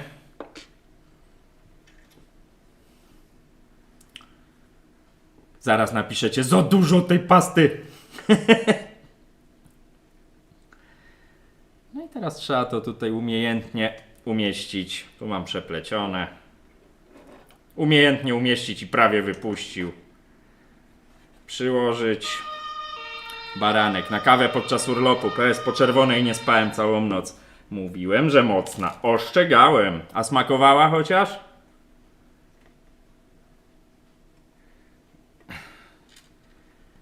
I przykręcamy. Podkładka kontrująca, ponieważ ekspres wibruje. Tak, jak ja ostatnio obserwuję naszych magików, to mam wrażenie, że Polacy przodują w naprawach gwarancyjnych. No słuchajcie, w Holandii Polacy słyną z napraw czego? No, wiecie? Raczej proste pytanie, ale... Wiem, klucz nasadkowy, wiem, kupię sobie. Naprawdę obiecuję, kupię sobie.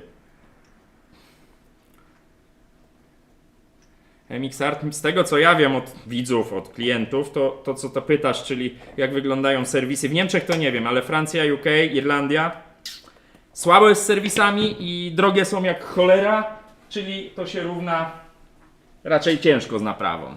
No skoro mnie MXArt przysłał klient jeden, drugi z Irlandii, Express był taki live, nawet naprawialiśmy, tam taka flaga na miniaturce jest irlandzka. No to jeżeli warto było przysłać to z Irlandii, jeszcze zapłacić za przesyłkę zwrotną, bo też odsyłałem ten ekspres, znaczy przyjechał kurier po niego, no to chyba jest drogo, nie? O, siema Grzegorz!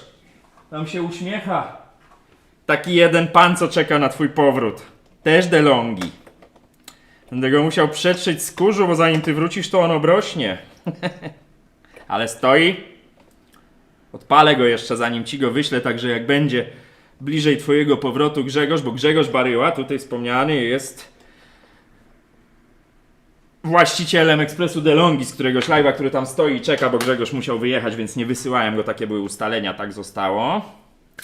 Także czeka. Jak będziesz bliżej powrotu, to daj znać, to ja go odpalę, sprawdzę, no bo jak on miesiąc postoi, to może być tam jakiś problem z nim, raczej nie powinien i będziemy wysyłać Grzegorz. Jak sytuacja? Doskonałe połączenie, świetnie. Słuchajcie, i teraz jest ok i zwróćcie uwagę, że jak ja ruszam tym przewodem, to tu ani drgnie ten tłoczek. Zasłaniam własnym widokiem. Mowa o tym tłoczku. Zobaczcie, ja teraz ruszam tym przewodem. Nie chcę ruszać bardzo, żeby nie urwać przewodów, ale tutaj przewód się rusza, a tu jest sztywno i o to nam chodziło. O takie Polskę walczyłem. Składamy to i sprawdzamy. Raczej to powinien być problem tego typu, tylko i wyłącznie, ale no, trzeba to sprawdzić, słuchajcie, nie ma innej opcji. Primadonna S, co jakiś Adam pisze, Primadonna S co jakiś czas prosi o zamocowanie zaparzacza. Znasz kolejność przycisków do resetu, z głowy nie ma szans. Primadonna S. Grupa na Facebooku, link w opisie. Ja generalnie nie mam w głowie żadnych tych kombosów do resetu encodera, bo jak widzę ekspres, to jest mi prościej. Na przykład w tym pamiętam, bo teraz na niego patrzę.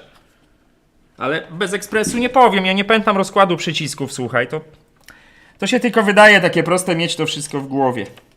Przycinam tutaj klasycznie przewód od uziemienia.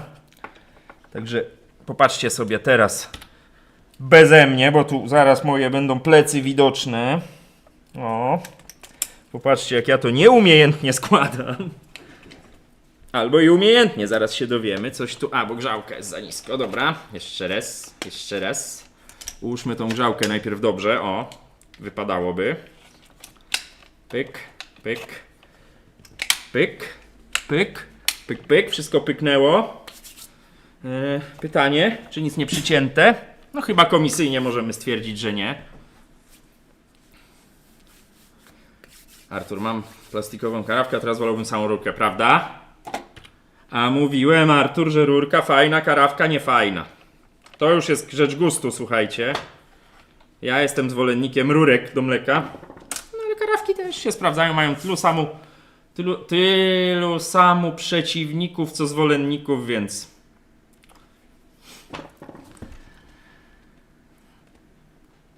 Mariusz. Zwykła, prosta wymiana HDMI, koszt dla klienta zaczyna się od 450 zł, w laptopach, konsolach to od 550. Nie mówię o serwisach tak zwanych, a zarejestrowanych serwisach. No, koszt to nie jest tylko koszt części i koszt roboty. No tak, koszty prowadzenia firmy się wszyscy klienci w danym miesiącu zrzucają się na koszty prowadzenia firmy, żeby ta firma mogła istnieć, żebyś mógł przyjść do mnie czy do serwisu elektroniki i ten ekspres naprawi. I ten ekspres czy laptopa, czy konsolę naprawić, tak? Tak działa rynek. Wirtualne lotnictwo. Fajny nick. Czym ty się zajmujesz? Bo podoba mi się nick. Cześć w ogóle. Saeko Picobaristo rozsypuje proszek kawowy na tackę pod blokiem i wyrzuca błąd o zbyt dużej ilości proszku. Co może być grane? Za grubo zmielona kawa. Im grubiej mielisz kawę, tym więcej objętościową ona zajmuje. Jak się nie zapnie zaparzacz, bo jest jej za dużo, znaczy oczywiście, przypominam, ja zgaduję. To nie jest diagnoza. Jak jest jej za dużo, zaparzacz nie jest w stanie się zapiąć, ekspres to wykrywa i wywala to wszystko górą, bokiem, bo jest tej kawy za dużo. Spróbuj sobie na minimalnej mocy zaparzyć, czy się uda, ale obstawiam za grubo zmieloną kawę. Grzegorz, a gdzie łapki w górę? Tylko 90. How dare you? Nie ty, Grzegorz, how dare you, widzowie. Dobra. To mamy. Trytkę sobie przypnę tą mocującą tutaj do tego ucha później. Chcę przyłapać grzałkę, żeby odpalić tą maszynę.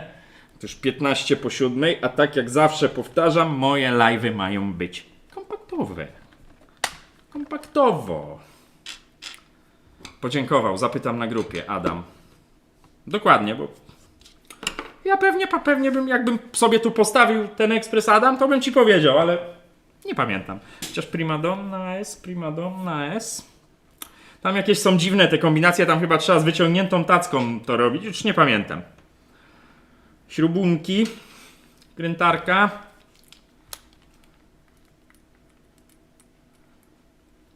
Symulatory lotnicze.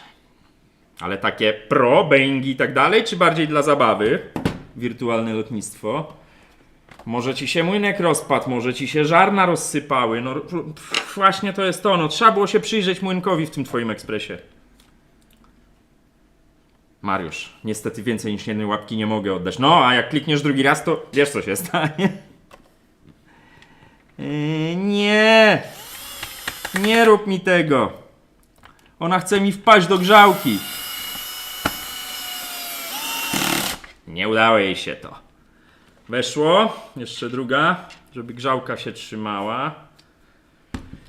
No, wirtualne lotnictwo, odpowiadając jeszcze raz na twoje pytanie, różne rzeczy mogły się wydarzyć. Masz, jak w każdym Saeco, żarna ceramiczne. Może któreś pękło i teraz bardzo grubo mieli. Może się młynek rozkręcił, co wątpię, bo to się raczej samo nie dzieje. A może zmieniłeś ziarna kawy, a może masz zatarty zaparzacz, a może masz zatartą przekładnię. No to są wszystko pytania, na które odpowiedzi można poznać, jak się to rozkręci. W żaden inny sposób. Są pewne usterki, które łatwo jest zgadnąć.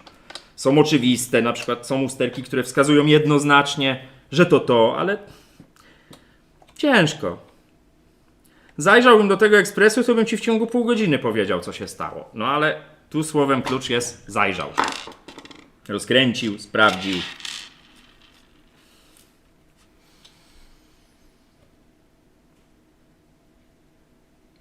Kamil, moim co może być przyczyną smarkania spieniacza mleka? Wiesz, witam, co może być przyczyną smarkania spieniacza mleka w EQ6?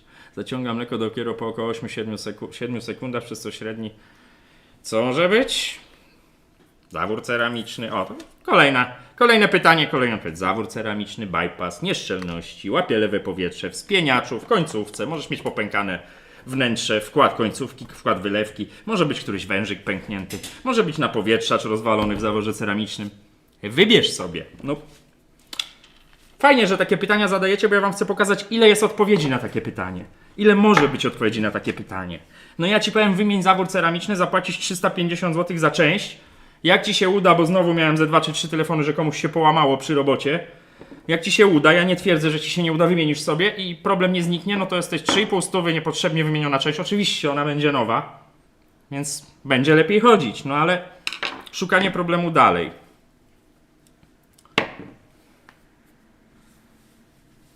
Płytę z Niwony z grupy dzisiaj odesłałem zrobioną. A to Piotrze, ta osoba, co mnie pytała o kontakt do ciebie? Z tą Niwoną?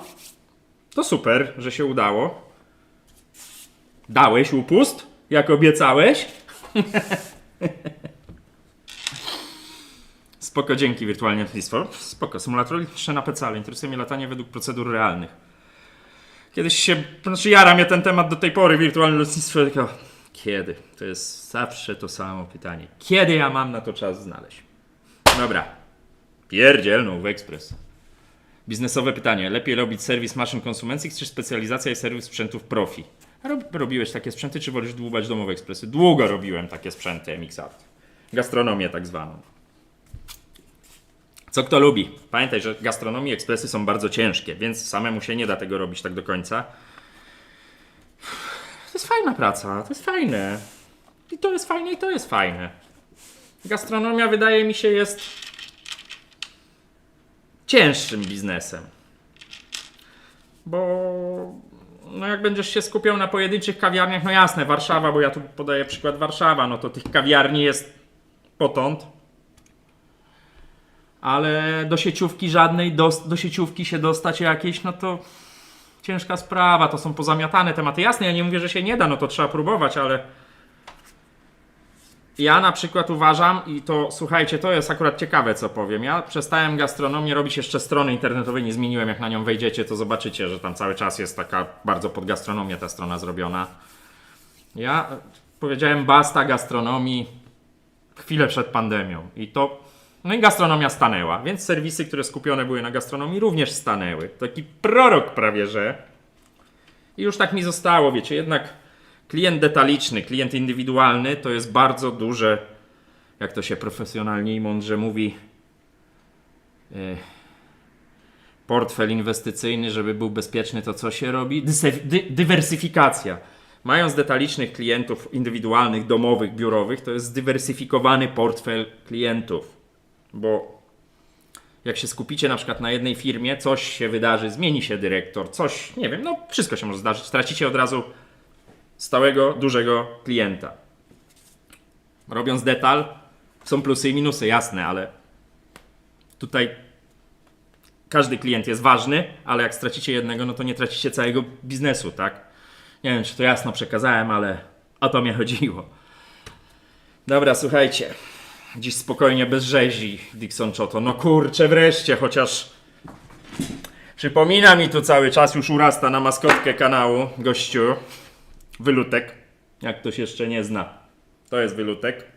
On sobie tu siedzi na komputerze, teraz go w tym ujęciu nie widać, ale ja tutaj jeszcze będę parę rzeczy przemeblowywał, słuchajcie, więc dojdziemy i do tego. Dobra, słuchajcie, odpalamy tą dzidę, sprawdzamy, bo ten ekspres jutro ma wrócić do klienta, bo u mnie reklamacje to priorytet. MXArt. Kawa to nie moja branża, ale zawsze robienie dla firm zawsze brzmi drożej. I tak i nie. Przy gastronomii dłużej schodzi z naprawami. Przy gastronomii musisz jeździć. Po całej Polsce jeździłem swego czasu, więc trochę się tego narobiłem. Teraz robię to, jak to w życiu. Patrzymy. Patrzymy. Chodźcie bliżej. Właściwie ruszałem tylko grzałkę, wężyków nie wypinałem, ruszałem jeszcze, sprawdzam, no teraz siedzi dzida sztywno. Sprawdźmy jeszcze, czy ja nie pomyliłem, w co wątpię, ale nie zaszkodzi sprawdzić. Górny czujnik NTC od górnej grzałki musi iść do dolnego gniazda, to by była, słuchajcie, siara. To jest ten, to jest ten, to jest ten. Czyżbym nie, a nie, no źle mówię, bo już się, słuchajcie, przestraszyłem, że odwrotnie czujniki podłączyłem, ale nie. Górny czujnik idzie do dolnego gniazda, czyli to jest ten wężyk, ten przewód. Patrzcie tu. Idzie, no to jest dokładnie ten, o, widzicie, rusza się, idzie do dolnego gniazda, więc tu jest dobrze, ale by była siara, też się zdarza. Słuchajcie, to byłoby mi trochę głupio, ale nie jest to niemożliwe. Idę po wodę. I co? I odpalamy.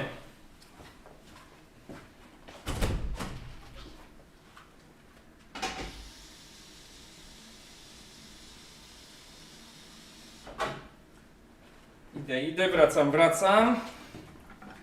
Odpalamy maszynę. Miejmy nadzieję, że problem tej czkawki mlecznej. Teraz jesteście troszkę za blisko. Że problem tej czkawki mlecznej minie. Dajmy tu trochę prądu. Czekajcie, bo mnie nie widać. Nawet tego nie wiem. Dajmy tu trochę prądu. A nawet 230V. Co tam piszecie? Piszecie o tym lotnictwie, a mnie to ciekawi. Jaki jest koszt symulatora do dobrej zabawy? Już widziałem odpowiedź, wydasz tyle, ile masz. No właśnie. Wiecie, na tym polega hobby. Nigdy nie jest tanio. I zawsze można gonić króliczka w nieskończoność. Tak samo jest zresztą, słuchajcie, w całej tej oprawie tu graficzno-muzyczno-dźwiękowej. RTX w komputerze, wszyscy się śmiali ze mnie, że będę grał. Nie będę grał. Kupiłem RTX-a 3070 Ti, żeby mieć, on się tam dumnie świeci z tyłu. Po to, spójrzcie, on się tam ładnie świeci. Zotac, nie najdroższy. No widać go, widać. Niewyraźnie, ale widać nawet LEDowym podświetleniem, na co nie zwracałem uwagi. Kupiłem takiego, żeby był górką, żeby starczył na dłużej, żebym nie musiał tego komputera za chwilę znowu zmieniać, słuchajcie. No bo to nie o to chodzi. Odpalamy. Nie działa. Nic się chyba nie leje, mam nadzieję. No tu się nic lać nie powinno raczej. Obserwujemy teraz, zaraz włożę dzbanek. Ja bym chętnie tutaj, słuchajcie, patrzył tak pod kątem, czy tu się nic nie dymi. No to różnie z tymi czujnikami bywa. Na razie kawa leci.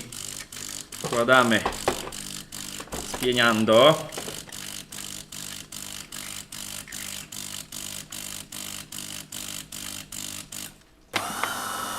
Artur, grałem. Artur pyta, słuchajcie, czy powiem, że nie grałem na nim. Grałem, Artur, na tym komputerze, przyznaję się, bez bicia. Nawet jak jeszcze tego GeForce'a tu nie było. W bardzo wymagającą grę, pod którą kupiłem tego RTX-a, czyli Quake 3 Arena. Grzałka się odparowała. I czekamy jeszcze, czy się z niej nie zadymi. Jak to wygląda? Zbliżę. No oby. Wszystko wymienione, słuchajcie. No to ja się zamykam i słucham, jak spienia mleko. Wybieram na ekspresie. To nie to menu. Maj ciepłe mleko, moje ulubione, słuchajcie. Maj ciepłe mleko. Okej. Okej. MXArt. Zaraz ci odpowiem, MXArt, na to pytanie, które zadałeś. Najpierw się skupmy na mleku.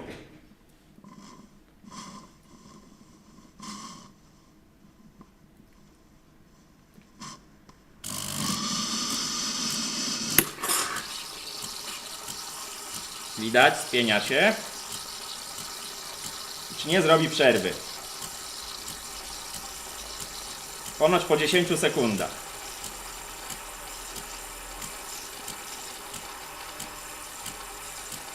Dochodzi pasek do końca. To prawdopodobnie był ten problem, ale zróbmy to jeszcze raz, nie dajmy grzałce wystygnąć. I maj ciepłe mleko.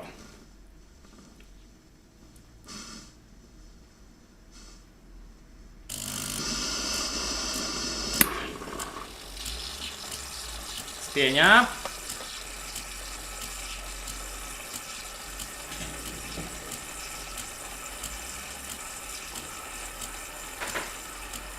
Jak widać, druga faza. Mój błąd. Mój błąd, ale po to jest, słuchajcie, gwarancja, że każdy może popełnić błąd. Ja jestem w stanie wtedy zrozumieć irytację klienta, mimo że tu takowej, no jakaś tam pewnie drobna była. Nie ma ludzi nieomylnych, słuchajcie. A teraz wrócę do twojego pytania, MXArt. A jak z klientami? Zgaszę tutaj lampę. O, będę taki ciemniejszy. A jak z klientami? Znasz zasady, klient ma zawsze rację, czy raczej klient zawsze jest kiepsko doinformowany i mało kiedy ma rację? Są tacy, którym nie przegadasz, tego nie lubię. Klient ma zawsze rację, według mnie to jest bardzo głupie powiedzenie. To nie jest tak, że klient ma zawsze rację. Czekajcie, aż mi w gardle zaschło.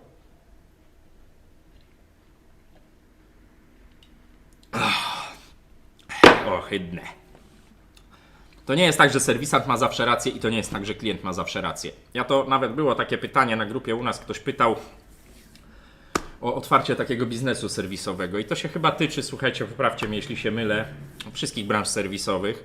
Jeśli jesteś u kogoś serwisantem, ja tam zalecałem tej osobie, żeby sobie tak rozpoczęła przygodę z serwisem, popracować u kogoś, nie porywać się z motyką na słońce, nie iść od razu na głęboką wodę, bo wydaje mi się, że już w niewielu rzeczach, oczywiście na pewno w kilku, klient jest mnie w stanie, jeśli chodzi o wiedzę, zagiąć. Ja się mogę pomylić, ja mogę popełnić tego typu błąd, ale to nie wynika z braku wiedzy, tylko z roztargnienia, ze zmęczenia, z rutyny, z robienia 10 rzeczy naraz, z odbierania telefonów. No z różnych rzeczy. Natomiast to nie, tutaj ten błąd z tym czujnikiem, zaraz jak go dotknę, to zobaczycie ten błąd podstawowy. Pozwólcie, że ja go wypnę, bo ja lubię się dotknąć podłączonego ekspresu.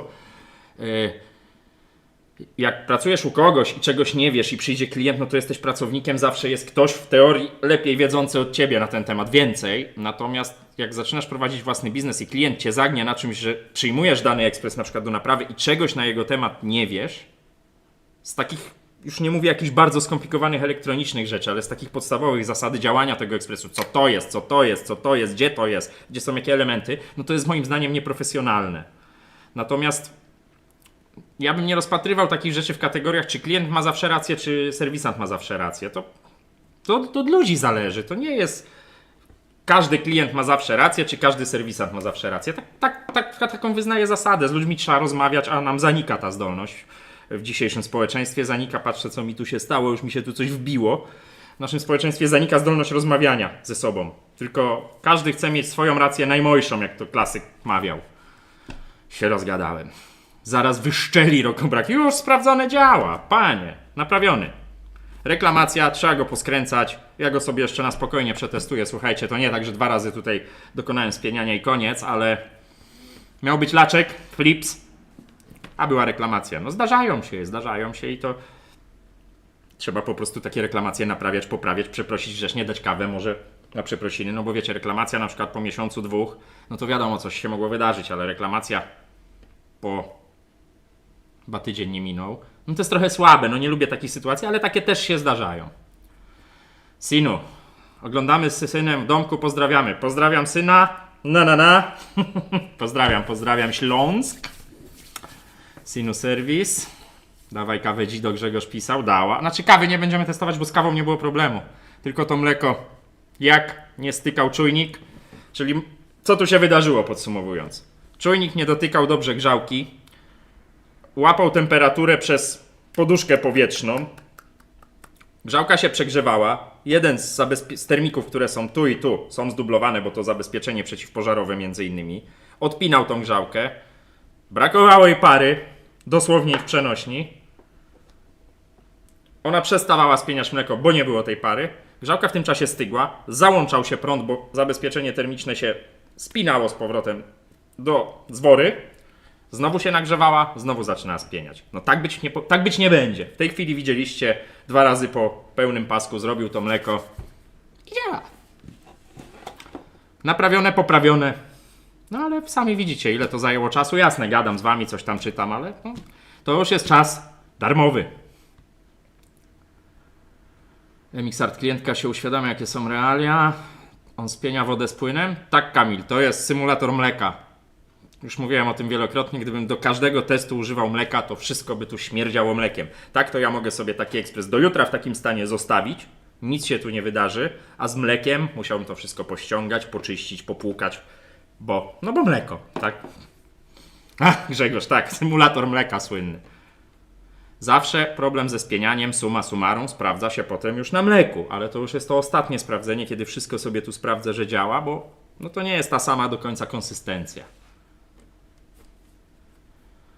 Emixart, aż w tych czasach furiat zaraz jedną gwiazdkę w Google wysmaruje, taki kanał upust emocji. No tak, no ludzie są furiatami, ludzie wszystko chcą mieć na wczoraj. A to już nie chcę się nawet o tym gadać. Znikam Coffee. Dzięki Piotrze, w kontakcie, pozdrawiam. KFT Carp Family Team, pozdrowienia z Jastrzębia Zdrój. KFT Carp Family Team? Coś z rybami? Łowicie ryby? Czy to od nazwiska? O co chodzi? Bo nie widziałem cię u mnie wcześniej, mogłem nie zauważyć. Czym się zajmujesz? Mariusz B. Na ile czasu dajesz gwarancję? Ja mam na części 6 miesięcy gwarancji i tyle daję. To też zależy od różnych rzeczy. To są skomplikowane tematy, ale no, ja dostaję od dystrybutora 6 miesięcy gwarancji na części i tyle daję. Ani mniej, ani więcej. Łapki w górę poproszę, Andrzej. Tak jest. Taż. Każdy klient jest inny i wymaga innego podejścia. Dokładnie. Są ludzie nerwowi i to też trzeba podejście mieć po prostu. No, jedni ludzie są nerwowi, inni są nad wyraz spokojni, jeszcze inni mają roszczeniowe podejście. No, ludzie są różni, trzeba elastycznie, ale nie na zasadzie, że płaszczyć się. To nie w moim stylu, słuchajcie. Artur, a masz jakiś środek do pozbycia się zapachu mleka z pojemnika? Nie pozbędziesz się tego zapachu. Mam jakiś środek, kup nowy pojemnik. To jest wada banków, pojemników. Niestety. To reaguje. Krakun, witam. O, Krakun, powoli kończymy. Słuchajcie, live'y, zwłaszcza te okresu pory deszczowej, ja to tak nazywam, będą krótsze na pewno, bo wasz kofik traci puls w nogach, bo mi zimno. Wiecie, mogę sobie tą małą wichurkę tu włączyć, ale to słychać. Poza tym, ile już tu jesteśmy? Godzina 35, kompaktowe live'y. Hałdery, Artur, no co? Mariusz, Artur, pisze Arturowi ocet. No, nie będzie ci śmierdziało mlekiem, tylko octem. Być może, ja teraz się naśmiewam, Mariusz, być może, że to rzeczywiście jest metoda. Słuchajcie, przypomnę wam jeszcze raz, jeśli możecie, portal Naprawiaj Nie Wyrzucaj. Link macie do konkursu, w którym firma Nord bierze udział, w opisie. Mam nadzieję, że go tam rzuciłem, ale raczej tak. To jest konkurs gospodarczy. Macie swoje zdanie, często je wyrażacie w komentarzach na temat firmy Nord. Ja w to nie wnikam. To jest firma, która zgłosiła się do mnie, powtórzę, jak kanał był bardzo malutki, aż byłem zdziwiony, że chcą się nawzajem promować. Nasza współpraca polega na wzajemnej promocji. I ja mam coś takiego, że doceniam coś takiego, bo byłem naprawdę zdziwiony, że do tak małego kanału tak duża firma się zwróciła. Przypomnę, portal Naprawiaj Nie Wyrzucaj, fajna inicjatywa, bo eko jest z reguły szumne, a oni naprawdę działają w tej kwestii. Nord.pl, link też w opisie. No i ten link do konkursu, dajcie im tam, wchodzicie, znajdźcie sobie tam Nord, dajcie im głos. Tam są jakieś zasady, złoty, srebrny, brązowy, doczytajcie sobie, będę wdzięczny, Nord.pl też będzie wdzięczny. Mariusz, jak ci się w aucie wyleje mleko, to zrozumiesz. No, jeszcze mi się nie wylało, ale wszystko przede mną. Wiele razy wysypała mi się w bagażniku kawa, ale tu cię, Mariusz, zdziwię. To nie jest reklama, ale naprawdę jak szukacie porządnych dywaników, nie będę tu reklamował konkretnej firmy. Są dywaniki z takiego materiału Ewa, z niego są bodajże poduszki. How dare you. Podeszwy do butów robione. Nie są tanie dywaniki, różne firmy to produkują. Ja to kupiłem. To jest w ogóle inna jakość dywaników. One są lato-zima w ogóle jedne. To jest z takiej pianki zrobione. Jak już mi się pobrudzą, wypinam. One są idealnie do konkretnego modelu auta. No rewelacja. Ja zawsze się pieprzyłem z tymi gumowymi dywanikami. Tragedia. Zawsze mnie to irytowało. Wydałem raz, porządnie i rok chyba już albo ponad rok je mam i nawet nie mają śladu zużycia. Powoli kończymy, moi mili. Jeszcze raz pokażę dzidę dzisiejszą. Włączę tą lampę. Mam nadzieję, że to oświetlenie wam się podoba. Tą lampę mam na testy, ale w takie oświetlenie będę szedł i tu dziękuję Alicja i Daniel, bo to od was ta lampa jest tutaj użyczona i moderatorzy Alicja, nie wiem czy jeszcze są, pewnie są, tylko się nie odzywają, Alicja i Daniel. Ta lampa, no nie pokażę wam, bo nawet jakbym w nią skierował którykolwiek z aparatów, a już mało dzisiaj nie ułamałem kabla HDMI, to będziecie widzieć tylko rozświetlenie. Komar! Jeszcze mi tu komarów brakowało, słuchajcie. Musi być światło. Musi być widno w ekspresie. To jest nasza dzisiejsza dzida. Problem z czujnikiem. Działa. Reklamacja załatwiona, dlatego tak naprawdę ten pierwszy, który był. Regulacja. Odkamienimy. Wysypkę podkleimy. Mariusz, kiedyś słyszałem o tych dywanikach. Naprawdę są rewelacja. Mogę ze spokojnym sumieniem wam polecić, bo jestem użytkownikiem. Jesteśmy, światło służy. Światło, nie będę śpiewał. Już mi się Natalia Kukulska tutaj włączyła. Także słuchajcie, ja już sobie tu wybieram dla was inną piosenkę. Nie, no tą samą wam puszczę na koniec, słuchajcie, no bo czemu nie? Miło było, 2 ekspresy, sukces. Plus, nazwijmy sukcesem załatwienie pozytywnej reklamacji. Rano to testuję. Dzwonię do klientki, jakąś kawkę dorzucę na pewno na przeprosiny, takie mam podejście. Trochę będę może stratny, ale pozostawię po sobie, mam nadzieję, pozytywne wrażenie, że trzeba tak załatwiać sprawy, słuchajcie. Tak trzeba błędy naprawiać, tak mi się wydaje. Na Zapel. Nord faktycznie ma każdą część odpowiedniejszej śrubki, popłyty główne, ale ceny mają Nord. No, ja nie dyskutuję na temat cen w Norcie NASA, być może tak jest, być może tak nie jest. Jakby to nie jest dyskusja ze mną, bo ja w Norcie nie kupuję. Z Nordem współpracuję, ja kupuję części w firmie Azwo. To jest jedna firma, ale to są wydzielone rzeczy. Każda firma ma swoją politykę cenową. Nie mnie to komentować, nie wchodzę w takie dyskusje po prostu. Spoks naprawi. Bardzo wam dziękuję. Dużo nas tu było dzisiaj. Bardzo dziękuję za... No i znowu nie wie gdzie. Za... donaty. Trafił. Zapraszam w środę. Zapraszam w sobotę. Zostawcie po zakończeniu live hashtag naprawiaj nie wyrzucaj, hashtag serwis, hashtag kofik, hashtag PDK, czyli porno dla kawoszy, hashtag jaki chcecie, budujmy zasięgi, jest nas prawie 10 000 jeszcze, no prawie tak naciągane, prawie. Lecimy do 10 000 w tym roku. Mam nadzieję, że się uda. Pomóżcie. W środę bez dubli, w sobotę film, poniedziałek live. Zapraszam was wszystkich serdecznie. Dziękuję wam bardzo za obecność. Smacznej, niestety pustej kawusi, bo nie testowaliśmy kawusi. Trzymajcie się. Pozdrawiam. Cześć.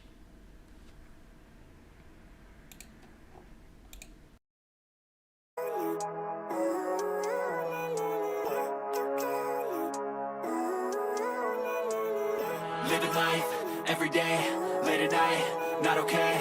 All I want, and I pray, all I need are some better days. Fuck me, I'm looking in the mirror, so foggy, but I've never seen clearer. I don't really think anyone can save me, and honestly I'm not really sure I want saving. I like to be my own worst enemy. There's no risk if you don't try at anything, so I'ma just keep buying everything. See you in the next life, have to be a better me. I don't think that my head's on straight, gotta flip it and grip it and go and get an x-ray. What's wrong with me? I just feel weight pushing on my chest and it squeezes till I suffocate. Better change my mindset, meditate. It's pretty cool that I'm alive and have better days. I could walk, see, hear, I should celebrate. Think I could change my mind, maybe elevate. Living life, every day, late at night, not okay. All I want, and I pray, all I need are some better days.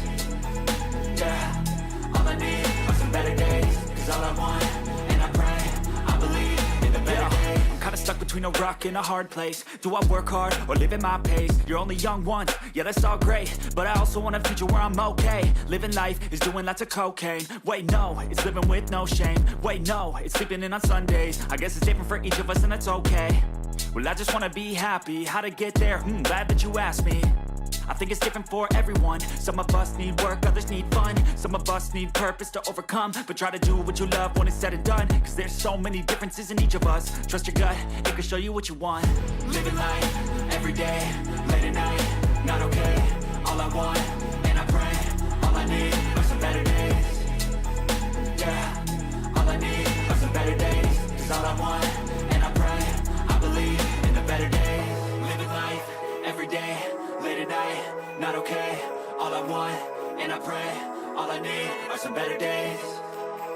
Yeah, all I need are some better days. Cause all I want, and I pray, I believe in the better days.